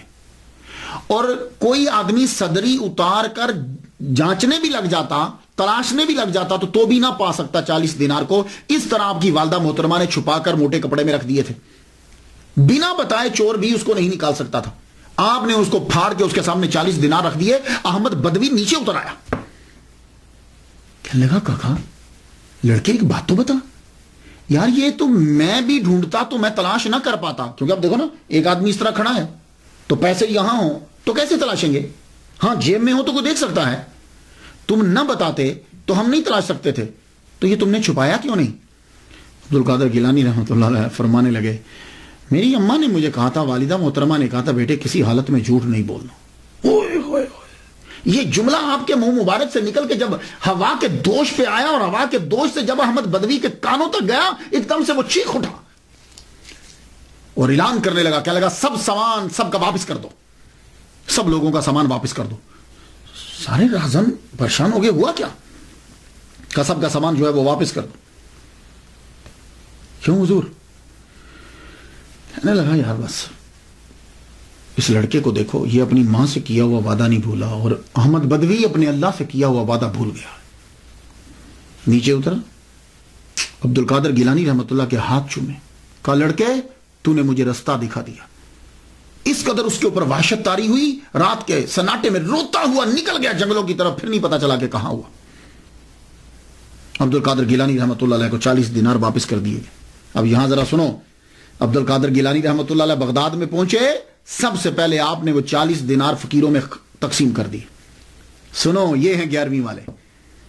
تو عبد القادر گیلانی رحمۃ اللہ علیہ نے وہ 40 دینار سب سے پہلے فقیروں کو تقسیم کر دیے، اس کے بعد خالی.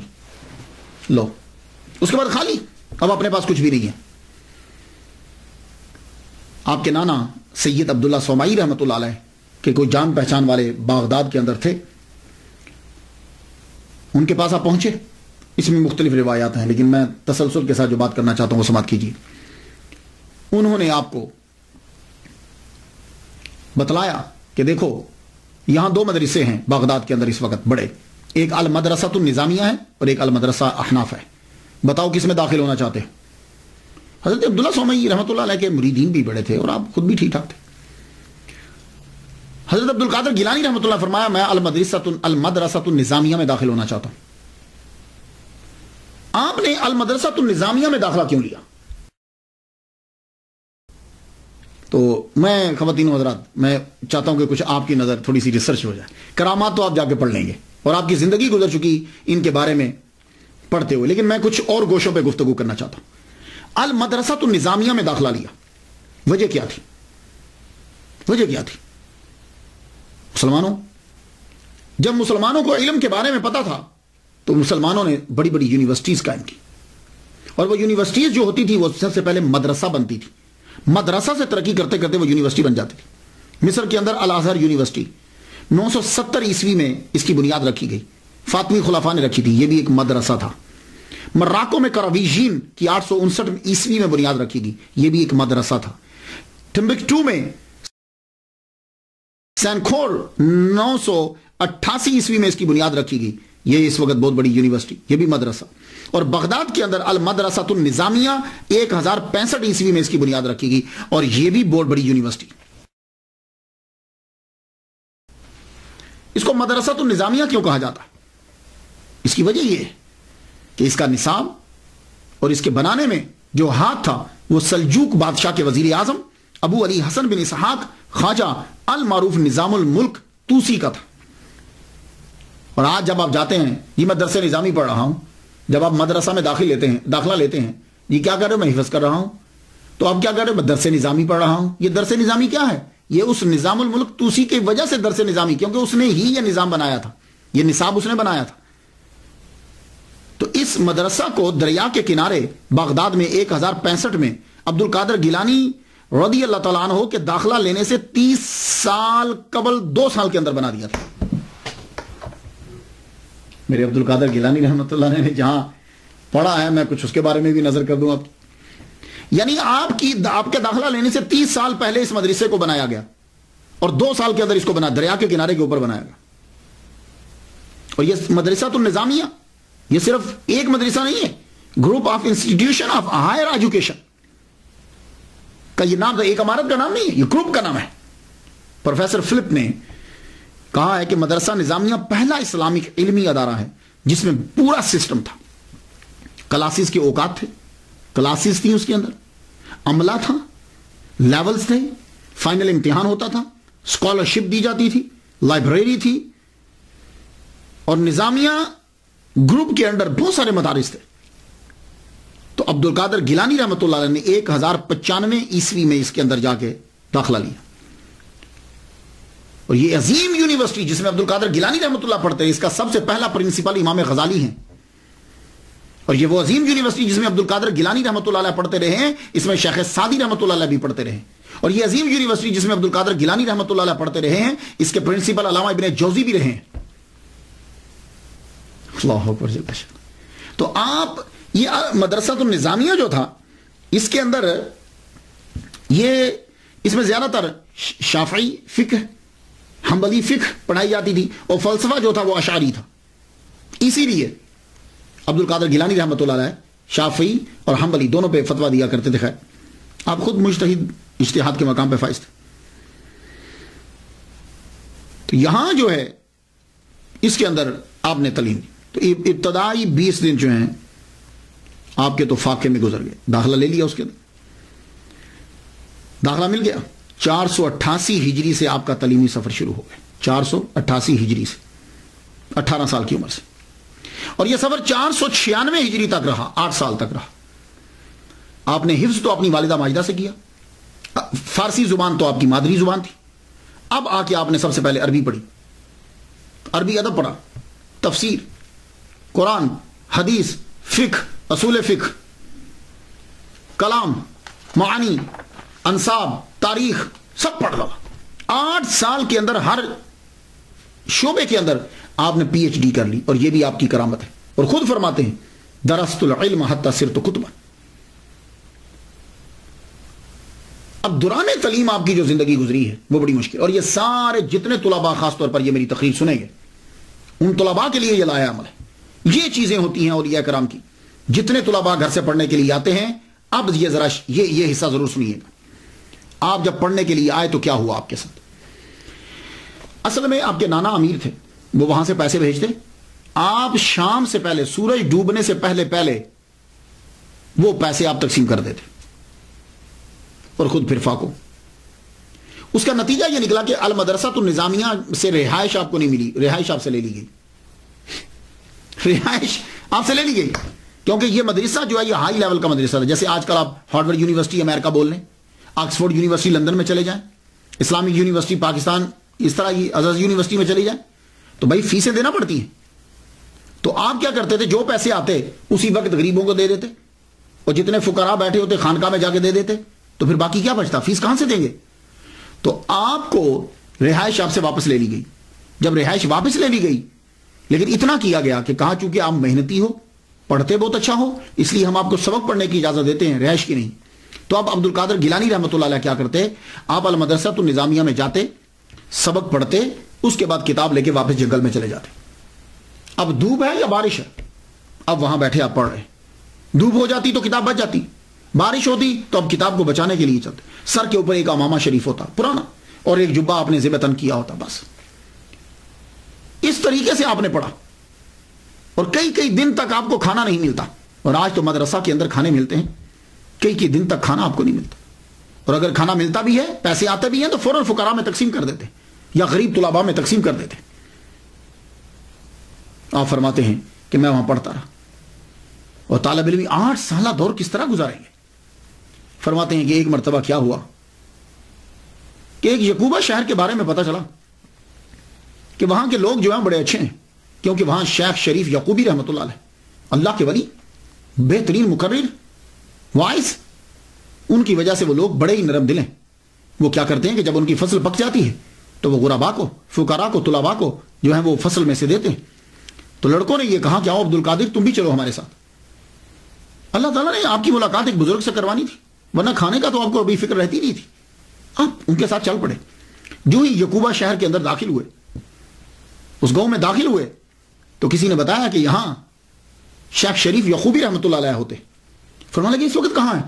کہا اس وقت وہ لیکچر دے رہے ہیں، یعنی واز فرما رہے ہیں، اور لوگ واز سن رہے ہیں. عبد القادر گیلانی رحمۃ اللہ علیہ آئے تھے اناج لینے، چھوڑا لڑکوں کو، کہا تم جاؤ. آپ فوراً بھاگے اور ان کے حلقہ کے اندر بیٹھ کے جا کے واز سننے لگے.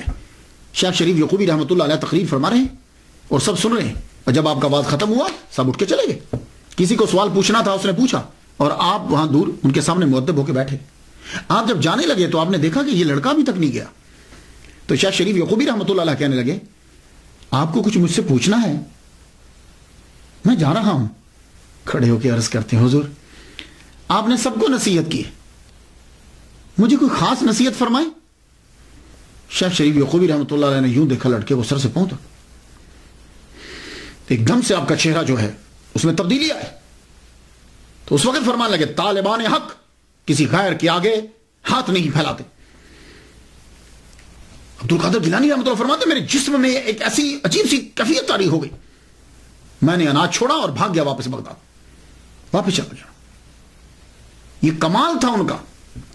شیخ شریف یعقوبی رحمۃ اللہ علیہ کا بڑی سادہ تقریر فرماتے تھے، لیکن مجمع میں جتنے لوگ بیٹھے ہوتے تھے ہر ایک کو اپنی بساط کے مطابق حصہ مل جایا کرتا تھا. کئی روز آپ کے فاقوں میں گزر جاتے. ایک مرتبہ کیا ہوا کہ 20 دن تک آپ کو کھانا نہیں ملا، کیونکہ بغداد میں قحط پڑ گیا ہے. آپ باہر نکلے کہ میں کسی درخت سے پتے توڑ کر ہی کھا لوں. یہ تو ایک درخت کے ساتھ دیکھا کتنے 10-20 آدمی لگے اور پتے یوں توڑ کے کھا رہے. آپ واپس آ گئے. جب واپس آئے تو مسجد میں انٹر ہوئے، داخل ہوئے تو نڈھال ہو کے گر گئے، فاقوں کی وجہ سے گر گئے. اور آپ اپنے جسم کو یوں گھسیٹتے ہوئے مسجد کے کارنر میں لے گئے اور یوں جا کے سمٹ کے نیچے بیٹھ گئے. وہاں نڈھال ہوئے. ایک صاحب مسجد میں داخل ہوئے، ان کے ہاتھ میں کھانا تھا، اور جو آدمی بھوکا ہو نا تو وہ حس بڑی تیز ہو جاتی ہے. وہ سامنے ان کو ان کا احساس نہیں ہوا، وہ وہاں بیٹھ کر کھانا انہوں نے کھولا اور کھانے لگے. بھونا ہوا گوشت اور روٹی تھی. حضرت غوث پاک فرماتے ہیں کہ جب وہ اپنے منہ میں لقمہ ڈالنے لگتا تھا میرا منہ کھل جاتا تھا. شاید روٹی کھاتے اس کی نظر مجھ پہ پڑ گئی. میں ایک دم سے سیدھا ہو بیٹھ گیا. وہ آدمی وہاں سے اٹھ کر میرے پاس آ گیا، میرے سامنے آ کر اس نے کھانا رکھ دیا. کھانا رکھ کے کہنے لگا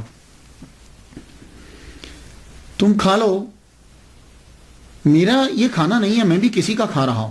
حضرت عبد القادر گیلانی رحمۃ اللہ نے ہاتھ یوں ہی رکھ لیا، فرمانے لگے تم کس کا کھا رہے ہو؟ یہ کہنے لگے میں گیلان سے آیا ہوں، کوئی عبد القادر لڑکا تھا، ان کی والدہ نے کوئی 8 دینار بھیجے تھے۔ اس سے اندازہ لگائیے کہ دینار سونے کا، اس کے اندر درم ہوتے ہیں، درم کے پھر آگے ٹوٹتے ہیں تو شرفیاں بندی، تو بڑا رقم ہوتی تھی وہ۔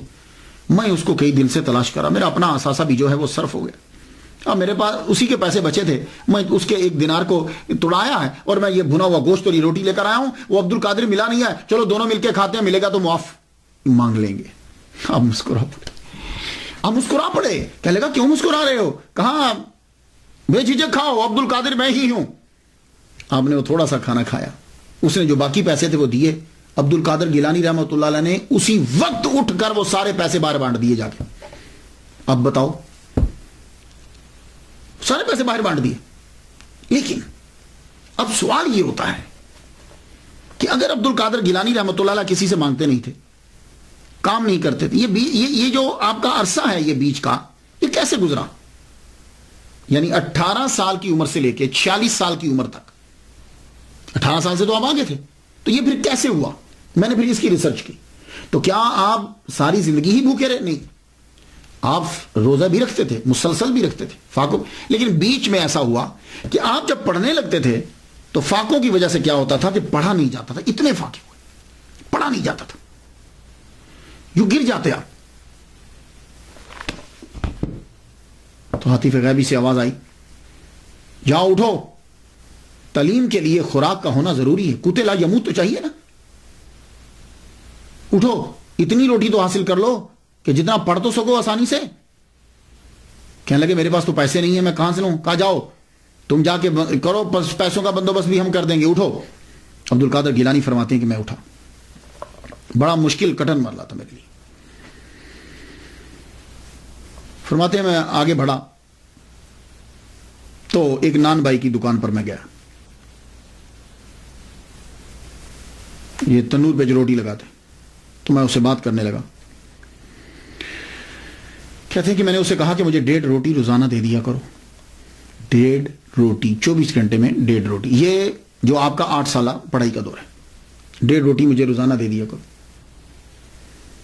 اور جب آئیں گے اس شرط پہ، جب آئیں گے تو میں تمہیں دے دوں گا، اور اگر نہ آئے میں مر گیا تو تم مجھے معاف کر دینا۔ یہ جملہ کہا تو نان بھائی رو پڑا، وہ تنور پہ روٹیاں لگانے والا رو پڑا، کہنے لگا ٹھیک ہے تم 1.5 روٹی لے جایا کرو۔ آپ وہاں سے 1.5 روٹی لیتے، پورے 24 گھنٹے میں، یہ پڑھائی کے دوران کی بات کر رہا ہوں جو 8 سالہ دور ہے، کچھ عرصہ آپ نے روٹی لی، پھر کچھ عرصہ بند کر دی بند، اور فاقوں کی وجہ سے وہی حال ہو گیا، جب آپ پڑھ رہے ہیں پڑھتے پڑھتے پھر ڈالوں کے گرے پڑے۔ آواز آئی ہم نے آپ سے کہا تھا کہ جاؤ جا کے وہاں سے روٹی لے لیا کرو، کہا روٹی تو میں لینے جاتا ہوں، اب اس کے پیسے کون دے گا؟ مجھے شرم اور ندامت آتی ہے کہ میں آپ اس کے پاس جاؤں، اس کا تو کئی ماہ کا قرضہ بن چکا ہے۔ اچھا جاؤ فلاں جگہ پہ پہنچو، فلاں ایک خاص جگہ بتائی گئی، وہاں تمہاری قرضے چکانے کا سبب پڑا ہوا ہے۔ آپ وہاں پہنچے، جگہ کو کوئی نہیں جانتا تھا، آپ اس جگہ پہ گئے تو سونے کا ٹکڑا وہاں چھوٹا سا پڑا ہوا تھا، آپ نے وہ لیا، اسے بیچا اور نان بھائی کا قرضہ جو ہے وہ چکا دیا۔ تو یہ میں نے آپ کو بتایا کہ آپ کی تعلیم کے دوران یہ سلسلہ بھی جو ہے جاری رہا، فقہ اور اصول فقہ آپ نے پڑھی محمد بن حسین بن محمد ابو الوفا علی بن عقیل حنبلی سے، قاضی ابو سعید محرمی حنبلی رحمۃ اللہ علیہ سے، ابو الخطاب محفوظ حنبلی رحمۃ اللہ سے، اور ادب آپ نے ابو زکریا یحییٰ بن علی سے پڑھا، حدیث آپ نے محمد بن حسن باقلانی، شیخ ابو سعید بن عبد القریم، شیخ ابو الغنائم محمد بن علی بن محمد، ابو طاہر عبد الرحمن بن احمد، محمد بن مختار الہاشمی، علی بن احمد القرحی، عبد القادر بن محمد بن یوسف، ان جیسے جید محدثین سے آپ نے حدیث کو پڑھا۔ اور یہ بھی آپ کی کرامت ہے کہ 8 سال کے اندر ہر علم کے اندر PhD کر لی۔ درست العلم حتی صرت قطبا، میں نے اتنا علم پڑھا کہ میں قطب بن گیا، اور قطب ولایت کے اندر سب سے اعلی درجہ ہے۔ اب 26 سے 46 سال، یہ 20 سال کا عرصہ بنتا ہے۔ اب آپ کا تصوف کی طرف رجحان تو خیر بچپن ہی سے تھا، اب تکوینی ولی ہے۔ تکوینی ولی وہ ہوتا ہے جو پیدائشی ولی ہو، تشریعی ولی وہ ہوتا ہے کہ جو عبادت کر کر کے ولی بنتا ہے۔ آپ تکوینی ولی ہیں، آپ کے بابا کی تربیت، آپ کی ماما کی تربیت، آپ کے نانا کی تربیت، اور خود آپ نے 18 سال جو گزارے، تصوف ہی تصوف ہے. لیکن پھر بھی آپ بغداد کے اندر ایک بہت مشہور خانقاہ تھی، وہ خانقاہ تھی حضرت حماد بن مسلم شامی رحمۃ اللہ علیہ کی، سما بغدادی. یہ شام کے رہنے والے تھے. انہوں نے علم کچھ نہیں پڑھا ہوا تھا، امی تھے، لیکن علم تو نہیں پڑھا تھا، لیکن باطنی میں ان سے کوئی بڑا نہ تھا. آپ ان کی محفل میں پہنچے. اب یہاں دو روایات ہیں، میں نے جو تحقیق کی مجھے دو طرح سے اشارے ملے کتابوں سے، معاف کیجیے گا، کتابوں سے دو طرح کے اشارے ملے. ایک تو یہ ہے کہ آپ جب بغداد آئے ہیں تو پہلے ان سے ملاقات ہوئی ہے کہ آپ انہی کی خانقاہ میں ٹھہرے. ایک یہ اشارہ کہ آپ جب تشریف لائے تو آپ نے یہ جو حضرت حماد بن مسلم ہیں، یہ شام سے آ کر انہوں نے یہاں خانقاہ بنائی تھی اور آپ کے پاس فقراء رہتے تھے، تو آپ ان کے پاس آئے. تو جب آئے تو آپ نے ان کو دیکھتے ہوئے فرمایا کہ تم ظاہری علم جا کر پڑھو، ظاہری علم پڑھو جا کر. اور آپ نے مدرسہ نظامیہ وغیرہ میں جا کے پھر داخلہ لیا. ایک یہ مجھے اشارہ کتابوں سے یہ ملا. مگر وقتاً فوقتاً آپ ان کے پاس آتے رہتے تھے، تعلیم کے دوران بھی آتے اور بیٹھتے. بہت سے تصوف کے مسائل اور مشکل جو چیزیں وہ حل ہوئی ان سے. اور آپ فرمایا کرتے تھے کہ یہ جو اجمی ہے نا، کیونکہ آپ فارسی بولتے تھے نا، یہ جو اجمی ہے نا ایک دن ولایت کے بڑے اعلیٰ مرتبہ پر فائز ہوگا. اور میں دیکھ رہا ہوں کہ 2 جھنڈے اس کے سر کے اوپر ہیں اور اس کی آسمانوں پر بڑی شہرت ہے. یہ حضرت حماد بن مسلم کہہ رہے ہیں. اور دوسرا نظریہ یہ ہے کہ آپ کی ملاقات حضرت حماد سے تحصیل علم کے بعد ہوئی ہے. یہ دوسرا جو مجھے کتابوں سے اشارہ ملا. وہ کیسے کہ جب آپ نے تمام علوم 8 سال کے اندر جب آپ نے پڑھ لیا، پڑھنے کے بعد بغداد کی حالت آپ نے دیکھی تھی، فتنہ و فساد ہر جگہ، عیاشی ہے، لوگ دین سے ہٹے ہوئے ہیں. تو آپ نے بھی اپنی کتابیں پکڑی، جنگل کی طرف چل پڑے، نکلے. اب جب باب حلبہ کی طرف چلے تو وہاں سے صحرا کی طرف رستہ جاتا تھا. اب جانے لگے تو کسی شے نے یوں دھکا دیا کہ آپ نیچے گر گئے. نیچے گرے تو آواز آتی ہے، کہاں جا رہے ہو؟ تو اب نے بولا میں جا رہا ہوں، میرا دین تو بچ جائے، میں اپنے دین کو بچانے کے لیے جا رہا ہوں. تو آواز آتی ہے مت چھوڑ کر جاؤ، واپس جاؤ، اللہ کی مخلوق کو تم سے فیض پہنچے گا. آپ بولے مجھے اپنے دین کی حفاظت کرنا ہے. آواز آئی تمہارے دین کی کہ تم فکر مت کرو، اللہ تعالیٰ تمہارے دین کو بچائے گا تیرے لیے، بلکہ تو دین کی خدمت کرے گا. یہ ہے دوسرا. آپ وہاں سے اٹھے، واپس آ گئے. واپس آئے تو بغداد کی ایک گلی سے گزر رہے تھے، سنسان گلی ہے، کوئی بھی نہیں ہے. تو پیچھے سے ایک دم سے ایک دروازہ کھلا اور آواز آئی، کل کہاں جا رہے تھے؟ آپ نے مڑ کر دیکھا تو دروازہ بند ہو چکا تھا. اب چھان بین کی آپ نے کہ یہ کون ہے کہ جو میرے راز کو جانتا ہے. تو معلوم ہوئی حضرت حماد بن مسلم دباس شامی سما بغدادی رحمۃ اللہ علیہ. آپ پھر ان کے گھر پہنچے. پہلے روز تو انہوں نے بڑی آؤ بھگت کی، بڑی محبت سے پیش آئے. آہستہ آہستہ آپ ان کو اپنے سے جدا کرنے لگے. تم یہاں کیوں آ جاتے ہو؟ تمہارا ہمارے درویشوں کے پاس کیا تعلق؟ تم تو پڑھے لکھے ہو، جاؤ جا کے فقہ پڑھاؤ. اور ایک دن آپ آئے، کہنے لگے ہاں آج بڑی روٹیاں آئی تھیں لیکن ہم نے سب کھا ڈالی، ختم ہو گئی. یہ اصل میں آپ ایسا کیوں کرتے تھے؟ حالانکہ ایک مرتبہ آپ نے سنا کہ کچھ آپ کی خانقاہ کے فقیر عبد القادر جیلانی رحمۃ اللہ کا مذاق اڑانے لگے کہ تم فقیہی ہو، جاؤ. تو آپ نے ان سے مخاطب ہو کے معلوم ہے کیا جملے بولے تھے؟ آپ نے کہا تھا اے کتو، سنیے گا جملہ، تم اس کو تکلیف پہنچاتے ہو، تم میں سے ایک بھی اس کے مرتبہ کا نہیں ہے. یہ حضرت حماد بن مسلم اپنے خانقاہی لوگوں سے کہہ رہے. میں تو اس کو اس لیے اذیت دیتا ہوں. اب 3 وجہ. آپ کیوں اذیت دیتے؟ پہلی وجہ تو یہ ہے، آپ نے خود بیان کی، فرماتے ہیں میں امتحاناً اسے اذیت دیتا ہوں لیکن وہ ایسا پہاڑ ہے کہ اس میں ذرا برابر جنبش نہیں ہوتی. اور اس اجمی کا اتنا رتبہ ہوگا کہ تمام اولیاء اس کی طرف رجوع کریں گے. اور دوسری وجہ، آپ کے پاس ان کا فیض نہیں تھا. عبد القادر گیلانی رحمۃ اللہ علیہ کا فیض حضرت حماد بن مسلم کے پاس نہیں تھا. وہ قاضی قضا حضرت ابو سعید مبارک مخرمی رحمۃ اللہ علیہ کے پاس تھا. یہ وجہ ہے. اس لیے آپ نے دیکھا ہوگا جب آپ کبھی اولیاء کرام کی سیرت کو پڑھیں تو آپ کو معلوم ہو جائے گا ولی ان کے پاس جاتا ہے، فیض ہی کوئی نہیں. کہا جی نہیں، میں تمہارا فیض ہمارے پاس نہیں ہے، کسی اور کے پاس جاؤ. یوں ہی بھیجتے تھے. حضرت خواجہ باقی بلا کتنے لوگوں کے پاس گئے ہیں؟ اشرف جہانگیر سمنانی رحمۃ اللہ علیہ کتنوں کے پاس گئے ہیں؟ تو جہاں فیض ہوتا تھا وہ وہیں پہنچتے. تو عبد القادر گیلانی رحمۃ اللہ علیہ کو جو خلافت ملنا تھی وہ ان سے نہیں ملنا تھی. یہ دوسری وجہ. تیسری وجہ کیا ہے کہ ابھی ان کو مجاہدے اور کروانے ہیں. ابھی بڑا وقت ہے، کم از کم 14 سال ہیں باقی، ابھی 13-14 سال باقی ہیں. تو اب آپ نے کہا کہ اگر میں اپنے پاس محبت کروں گا یہ یہی رکے رہیں گے. تو جب آپ نے یوں اذیت دینا شروع کی، اب آپ سے آہستہ آہستہ وہاں سے کم ہو کر اب آپ نے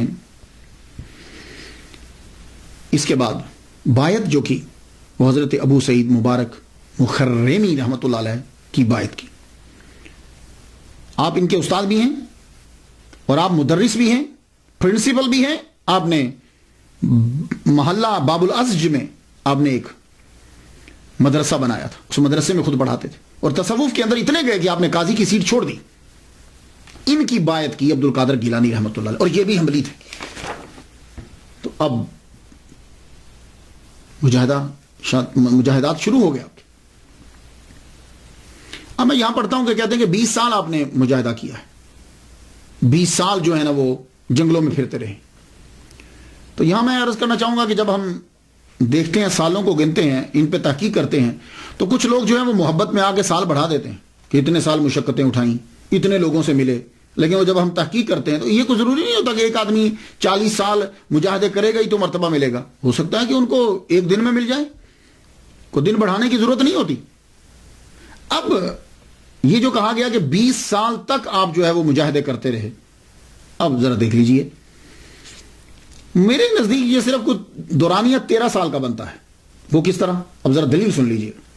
18 سال کی عمر میں آپ نے تعلیم شروع کی، تو 8 سال بغداد میں مختلف مدارس میں آپ پڑھتے رہے. کتنی عمر ہوگی؟ 18 اور 8 26.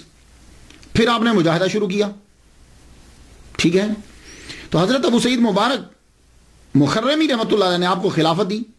خلافت دینے کے بعد آپ کو اپنے مدرس کا انچارج، مدرسے کا انچارج بنایا، اور وہیں آپ کو تدریس کے لیے بھی بولا.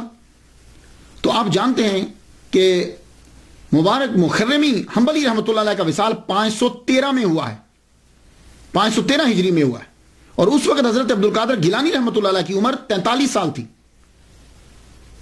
تو کم از کم اگر پیر کی موجودگی میں 3 سال بھی پڑھایا ہو تو آپ کی عمر 40 سال تو تھی جب آپ مدرسے میں ہوئے. تو جب مجاہدہ چھوڑا اور تدریس شروع کی 40 سال تو عمر ہونی چاہیے. تو اب آپ خود سوچ لیجئے کہ 26 سال کی عمر میں تو آپ پڑھ کر فارغ ہوئے ہیں، تو اب 26 کے بعد کتنے لگائیں گے آپ کے 40 بن جائیں. تو اسی لیے میں کہتا ہوں کہ آپ کا دورانیہ جو ہے وہ 13-14 سال کا ہے، اور اس میں 11 سال آپ کا مجاہدہ جو ہے وہ برج کا ہے. ہاں اگر کوئی صاحب یہ کہتے ہیں کہ جی ہم ان کا مجاہدہ جو ہے وہ دوران تعلیم کا دورانیہ جو ہے وہ بھی شامل کرتے ہیں، تو ٹھیک ہے، پھر اس کے پھر بن جاتا ہے کہ اگر آپ یہ کہیں کہ وہ بھی مجاہدہ ہی تھا. آپ نے پڑھا، پڑھنے کے بعد اب آپ ریاضت اور مجاہدے کے لیے اپنے پیر کی کہنے کے اوپر حضرت خضر علیہ السلام بھی آپ کی تربیت کر رہے. پہلے وہ سال کے بعد آتے تھے، 3 سال تک انہوں نے اسی طرح کیا. وہ 1 سال میں آتے، پھر سال کے بعد آتے، پھر سال کے بعد آتے، پھر اس کے بعد آپ زیادہ آنے لگ گئے، آپ کی تربیت کرتے. بلکہ بعض اوقات تو ایسا ہوتا کہ آپ رہتے ہی ان کے ساتھ. اب انسان کی جو بھری جوانی ہوتی ہے، 40 سال تک انسان کی تقریباً جوانی رہتی ہے اگر وہ اپنی چیزوں کو سنبھال کے رکھے. 40 سال تک تو رہتی. اب 40 سال کے اندر عبد القادر گیلانی رحمۃ اللہ علیہ کے کردار پر کوئی آدمی انگلی نہیں اٹھا سکتا کہ وہ یہ کہے کہ یہ عبد القادر گیلانی رحمۃ اللہ نے یوں کیا. ولادت سے لے کے 40 سال تک یہ بھری جوانی کا ٹائم ہے. جب سے آپ جوان 18 سے لے لیجیے، کوئی آدمی انگلی نہیں اٹھا سکتا. لیکن اس کو کنٹرول کرنے کے لیے آدمی کے لیے سب سے بہترین طریقہ یہ ہوتا ہے روزے. تو عبد القادر گیلانی رحمۃ اللہ علیہ نے روزے رکھے. آپ کی عمر 18 سال کے بعد 40 سال تک بیچ میں مجاہدہ اور تعلیم کا دورانیہ روزے رکھ رہے ہیں. سحری اور افطار، سحری اور افطار. لیکن سحری اور افطار ہوتا کیسے؟ سحری اور افطار کبھی پانی پہ ہو رہا ہے، سحری بھی پانی پہ، افطاری بھی پانی پہ. اور کبھی کیا ہوتا ہے کہ سحری درخت کے پتوں سے، افطاری بھی درخت کے پتوں کے ساتھ. بھوک چیخ پڑی، نفس چیخ پڑا، اتنے مجاہدے کیے آپ نے. اور بعض کا تو ایسا ہوتا کہ آپ کو نیند آ جاتی، نیند آتی تو آپ بیٹھ جاتے. سجدے میں ہے، نیند آئی ہے، ایک دم بیٹھ گئے. پھر بیٹھے بیٹھے نیند آ گئی، ایک دم کھڑے ہو گئے. اور بعض کا کھڑے کھڑے بھی نیند آ جاتی. آپ نے دیکھا کہ کئی لوگ کھڑے سو جاتے، تو جب کھڑے کھڑے نہیں آپ چل پڑتے. اور جب چل پڑتے تو پاؤں میں جوتا تو ہے نہیں، چلتے رہتے چلتے رہتے، اتنا چلتے کہ پاؤں پہ چھالے پڑ جاتے اور خون رسنے لگ جاتا آپ کے پاؤں سے. اور اس قدر مجاہدہ کیا. ولی بننا آسان نہیں ہے، یہ ولیوں کا بادشاہ بننا ہے. اس لیے ہر اور آپ اتنے کمزور ہو جاتے کہ ایک دم سے گر جاتے. لوگ سمجھتے کہ فوت ہو گئے اور لوگ اٹھا کر تجہیز و تکفین کا انتظام کرنا شروع ہو جاتے. لیکن ہوتا کیا، ایک دم سے آپ کے جسم میں جنبش ہوتی تو لوگوں کو پتا چلتا نہیں بھائی یہ زندہ ہے. اللہ. جب شیطانوں نے یہ دیکھا کہ انہوں نے نفس پر کنٹرول کر لیا ہے تو شیطان سب سے پہلے وسوسہ ڈالتا ہے.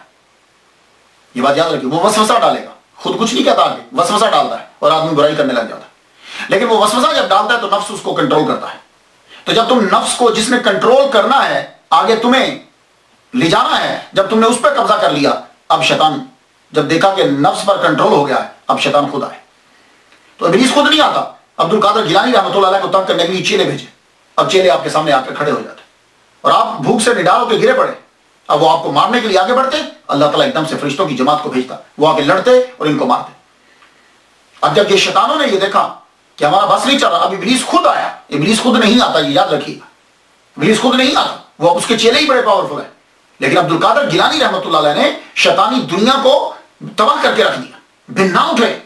اب شیطان خود آئے، ابلیس خود آتا ہے. اب خود آ کے اس نے غوث سمدانی کو بڑا تنگ کیا. ایک دفعہ تو مارنے کے لیے آگے بڑھا، کہنے لگا تم نے کیا ہمیں تباہ کر دیا ہے.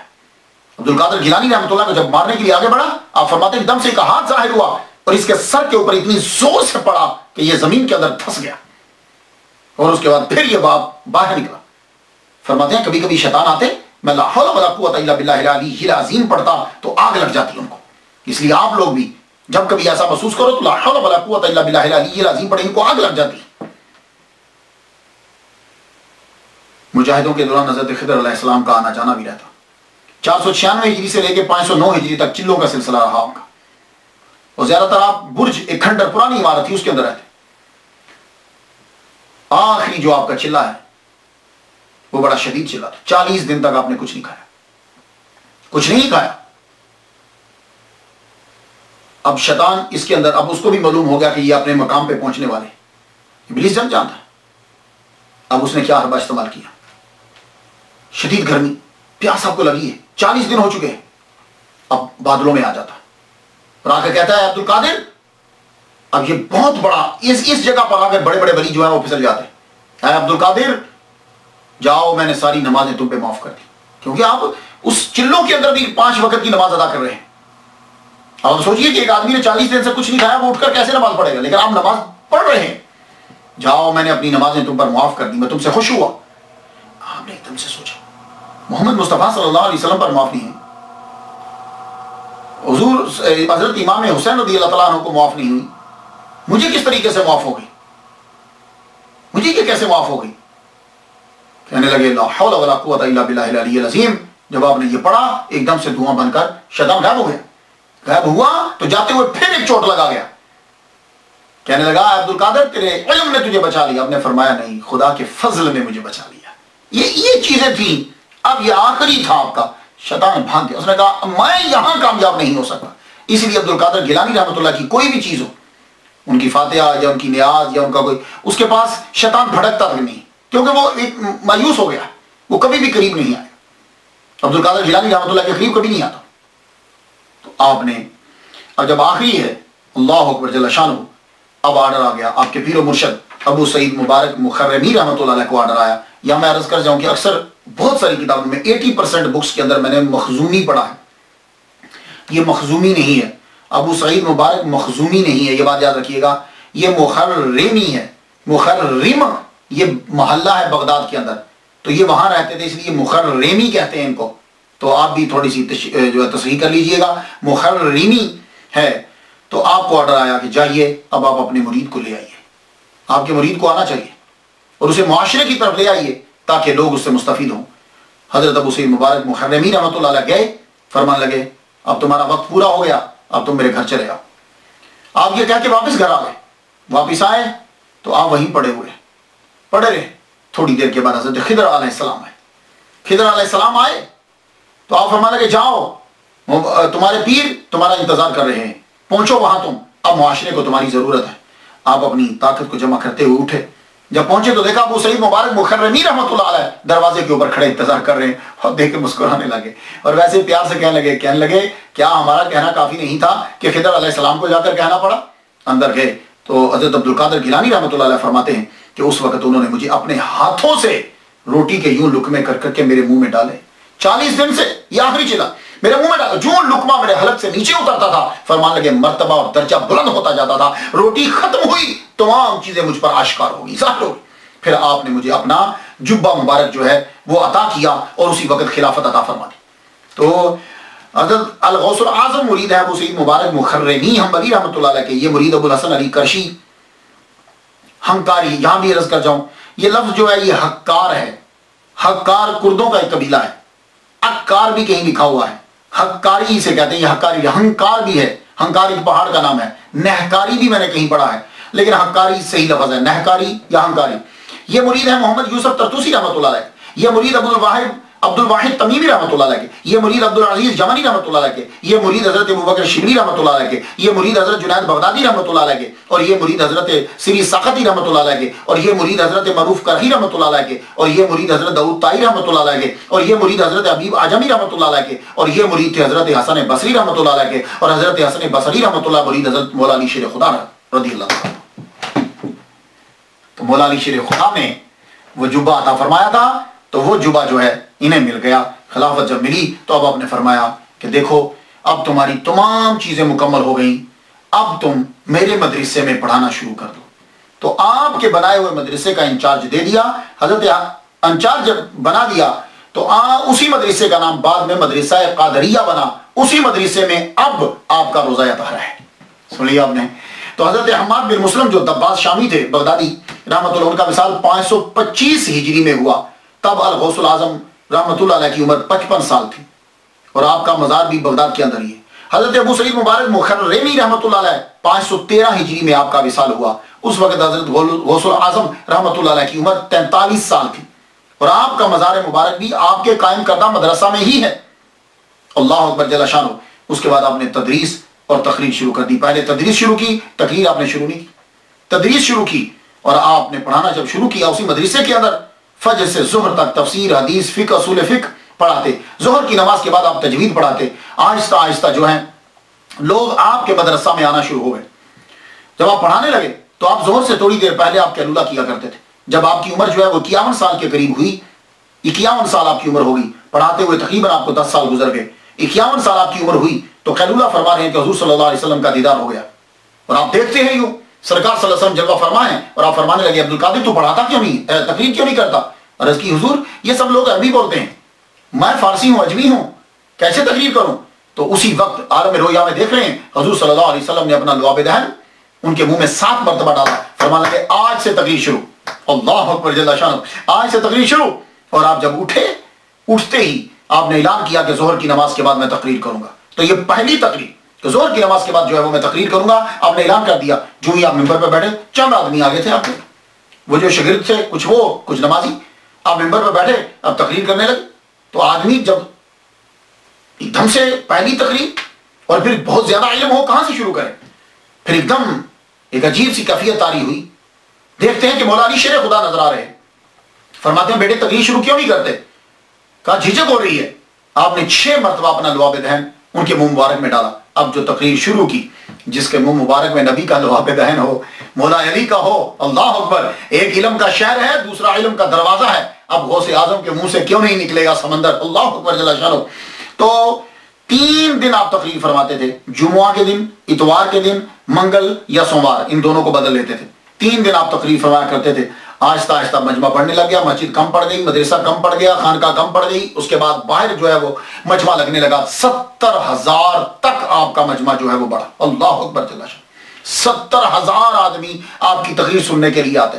400 قلم دوات صرف پڑے ہوتے تھے جو آپ کی تقریر لکھتے تھے. ہونے کا طریقہ جو ہے وہ اس طرح ہوتا کہ ایک سب سے پہلے سید مسعود رحمۃ اللہ علیہ تلاوت فرماتا. تلاوت کرنے کے بعد اس کے اوپر آپ برجستہ تقریر شروع فرماتے اور آپ کی تقریر اللہ اکبر جل شانہ. علماء بیچ میں بیٹھے ہوتے. علامہ ابن جوزی جیسا پرنسپل اور محدث آپ کی تقریر سنتے. بڑے بڑے فقراء کی تو بات ہی چھوڑ دیجیے. رجال الغیب آپ کے جلسے کے اندر ہوتے. آپ تقریر فرماتے، بس کمال پھر ہوتا. اللہ تعالیٰ نے بڑا مرتبہ عطا فرمایا آپ کو. آپ نے 52 سال یا 51 سال کی عمر میں آپ نے پھر شادی کی. 4 شادیاں کی ہیں عبد القادر گیلانی رحمۃ اللہ علیہ نے. بی بی مدینہ بنت میر محمد پہلی زوجہ آپ کی. بی بی صادقہ بنت محمد شفیع دوسری بیوی آپ کی. بی بی صادقہ بنت محمد شفیع. Be be Momina, be be محبوبہ. اور اللہ تعالیٰ نے ان میں سے 49 بچے آپ کو عطا فرمائے. 20 لڑکے ہیں.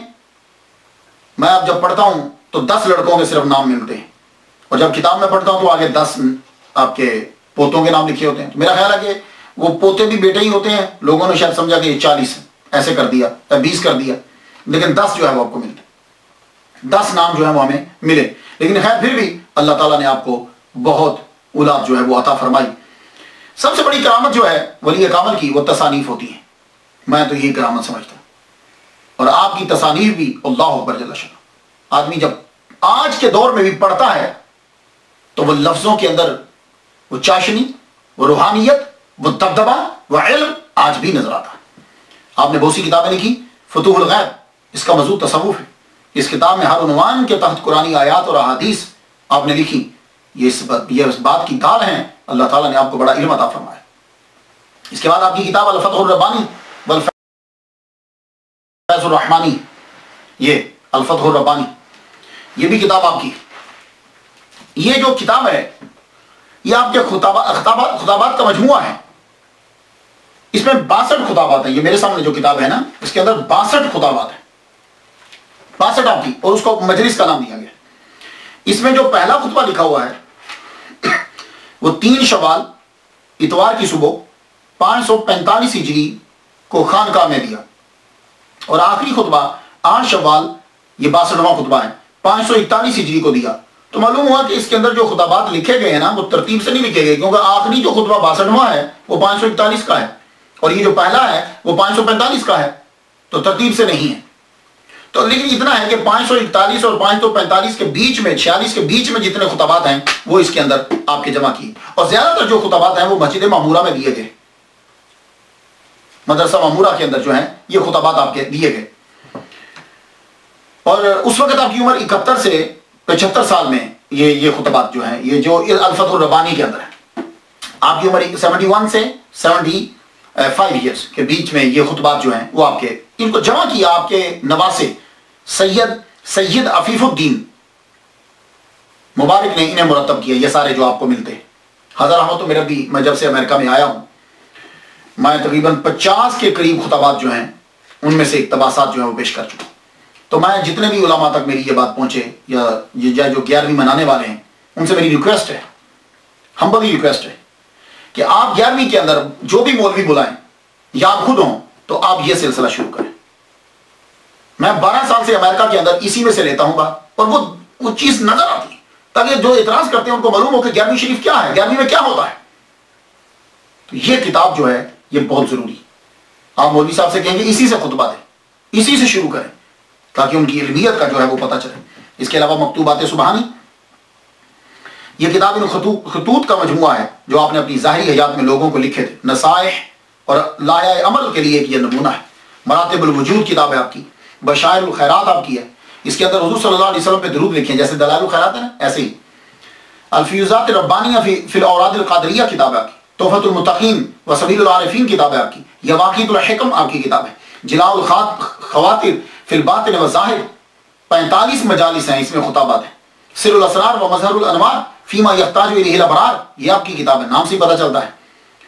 اور یہ کتاب قادریہ سلسلے کے جتنے مشائخ ہیں جو خود کو قادری کہتا ہے اس کے پاس یہ کتاب ہونا ضروری ہے۔ الرسالۃ الغوثیہ، اس میں الہامات ہیں اور اسرار ہیں۔ غنیۃ الطالبین بڑی مشہور ہے، ویسے اس کا اصلی نام تو الغنیۃ لطالب طریق الحق کے ہے، لیکن غنیۃ الطالبین کے نام سے مشہور ہے۔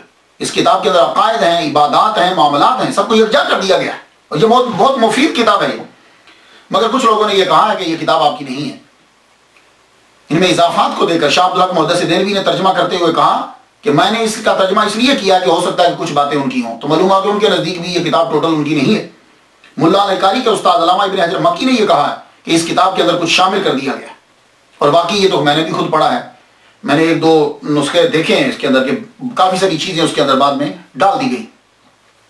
قصائد آپ نے بڑے لکھے، شاعر بھی غضب کے تھا قصیدہ، مگر قصیدہ غوثیہ جو ہے وہ اس کو بڑی شہرت جو ہے وہ ملی۔ اس قصیدہ کی بڑی بڑی شروحات ہوئی ہیں اور بڑے بڑے علماء نے کی ہیں۔ امام محمد رضا خان بریلوی رحمۃ اللہ علیہ نے، سید شاہ محمد غوث قادری رحمۃ اللہ علیہ، تقریباً کہتے ہیں 18 شروحات قصیدہ غوثیہ کی ہیں۔ اللہ اکبر جل جلالہ۔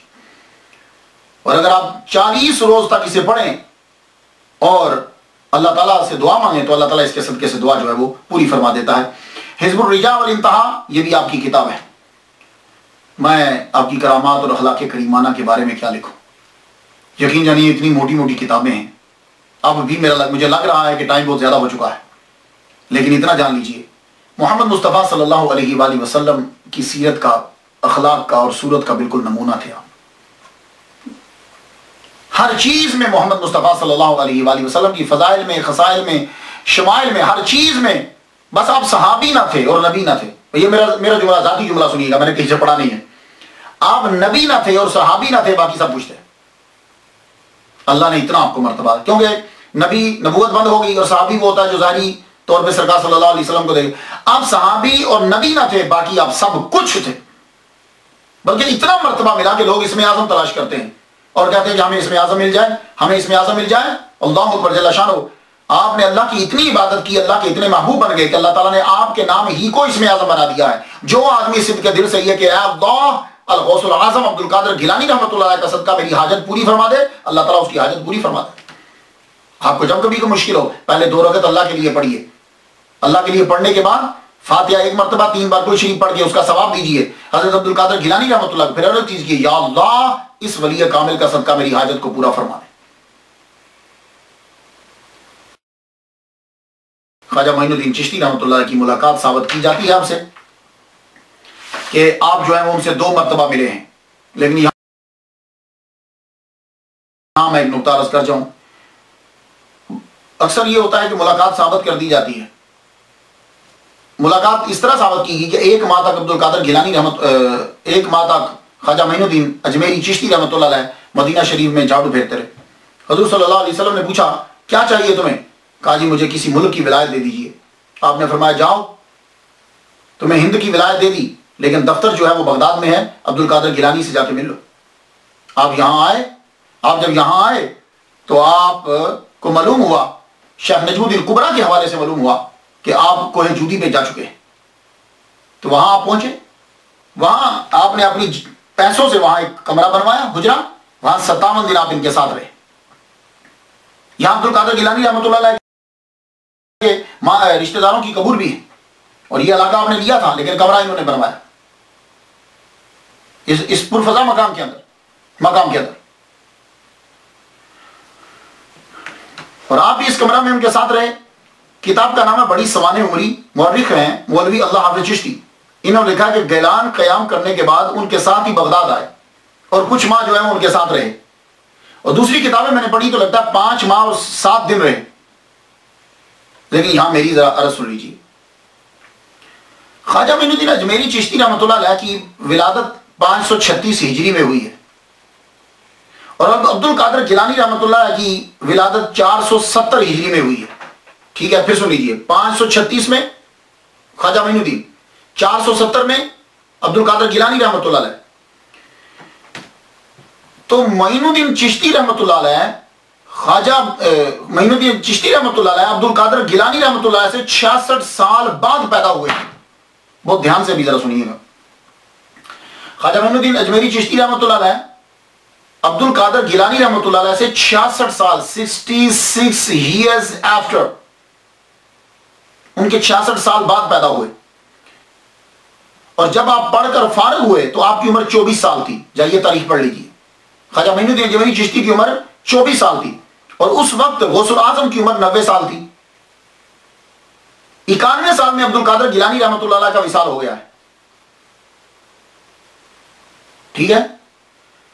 کم از کم 8 سال معین الدین چشتی رحمۃ اللہ علیہ نے خواجہ عثمان ہرونی رحمۃ اللہ علیہ کی خدمت کی ہے. کم از کم کی میں بات بتا رہا ہوں، ویسے تو لوگوں نے زیادہ بھی لکھا ہے. 8 سال. پھر خلافت لی. خلافت کے بعد آپ کی ملاقات عبد القادر گیلانی رحمۃ اللہ علیہ سے ثابت ہے. تو معلوم ہے کہ جب آپ نے خلافت لی ہے، عبد القادر خواجہ معین الدین چشتی رحمۃ اللہ علیہ نے جب خلافت لی ہے تو اس وقت عبد القادر گیلانی رحمۃ اللہ کو دنیا سے گئے ہوئے 7 سال ہو چکے ہیں. 7 سال اس وقت آپ کو ہو چکے تھے. تو مجھے صرف اتنا لگتا ہے کہ جب آپ بغداد پڑھنے کے لیے تشریف لائے ہیں، بغداد کبھی آئے ہیں آپ، تب آپ کی عمر عبد القادر گیلانی رحمۃ اللہ کی عمر 90 سال تھی. آخری ایام تھے چلوں میں اور زیادہ تر سیکلوژن، آپ گوشہ نشینی میں رہتے تھے. تو یہ ہو سکتا ہے کہ آپ نے ان سے ملاقات کی ہو، اور وہ بھی ابتدا میں آپ نے ان سے ملاقات کی ہو. کیوں؟ اس لیے عبد القادر گیلانی رحمۃ اللہ علیہ رشتے میں خواجہ معین الدین اجمیری چشتی کے ماموں لگتے ہیں. تو ہو سکتا ہے کہ 90 لیکن 90 سال سے قبل نہیں، 90 سال میں آپ کی ملاقات ہوئی اور اس کے بعد 91 میں آپ دنیا سے جو ہے وہ رخصت ہو گئے. یہ تو میں ویسے تاریخی حوالوں سے بات کر رہا تھا، ورنہ خواجہ معین الدین اجمیری چشتی رحمہ اللہ اور ان کو آپس میں ملنے کے لیے یہ ضرورت ہی نہیں ہے دنیا کی. آج بھی آپ میں سے جو ولی کامل ہیں بڑے، وہ جانتے ہیں کہ بغداد میں آج بھی میٹنگ ہوتی ہے. جو 2 مجلسیں ہوتی ہیں، ایک مدینہ میں اور ایک بغداد کے اندر، آج بھی لوگ وہاں موجود ہوتے ہیں. اللہ اکبر جل شانہ. قادریہ سلسلہ جو ہے، جس طرح فقہ میں تمام مذاہب امام اعظم کی طرف رجوع کرتے ہیں، اسی طرح تصوف میں کسی نہ کسی طرح تمام سلاسل جو ہیں وہ حضرت غوث اعظم کی طرف، الغوث الاعظم کی طرف رجوع کرتے ہیں. دنیا میں بہت سے سلاسل ہیں، 16 کا تو ذکر ملتا ہے، 4 کو اللہ تعالیٰ نے بڑی پذیرائی دی.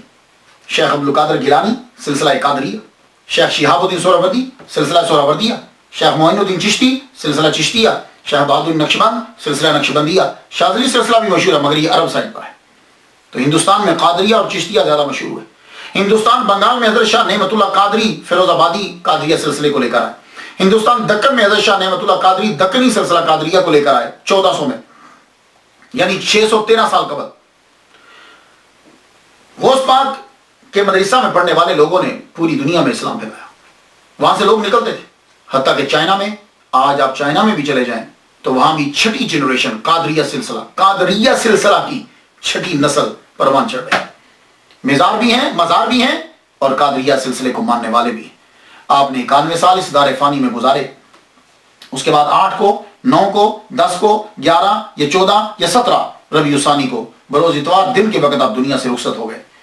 رخصت ہوئے تو آپ کے بیٹے نے آپ کا جنازہ پڑھا ہے. علامہ ابن جوزی کے نواسے علامہ شمس الدین ابو المظفر یوسف نے اپنی تاریخ میں لکھا ہے کہ آپ نے 561 ہجری میں وصال فرمایا. اتنا، جن کے مجمع میں تقریر سننے کے لیے 70,000 آدمی ہے، جب آپ دنیا سے گئے ہوں گے تو کتنے بندے ہوں گے؟ دروازہ بند کر دیا، اندر ہی چند بندوں نے مل کر جنازہ پڑھایا گیا اور دفنا دیا گیا. صبح کے وقت دروازے کو جو ہے وہ کھول دیا. اب لوگ جو ہے وہ جوک در جوک جو ہے وہ آنے لگے. اللہ اکبر جل شانہ.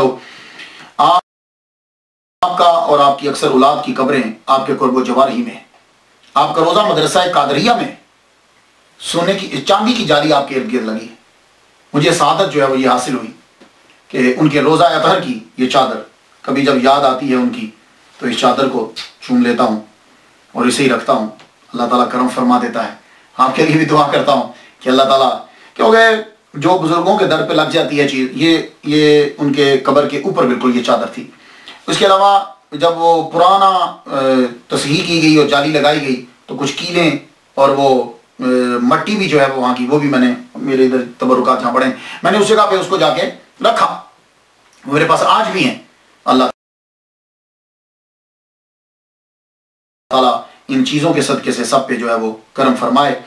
تو آپ لوگ، میں تو فاتحہ ان کے لیے پڑھ چکا، بلکہ جب سے لکھتا رہتا ہوں پڑھتا رہتا ہوں، آپ پر بھی ہے کہ آپ بھی فاتحہ پڑھیے، اور خاص طور پر ان کی کتب جو ہیں، باقی ان کی کرامات وہ آپ پڑھتے رہیے، بہت سی کتابیں لکھی ہیں، کرامت سے آدمی کی عقیدت جو ہے وہ بڑھتی ہے۔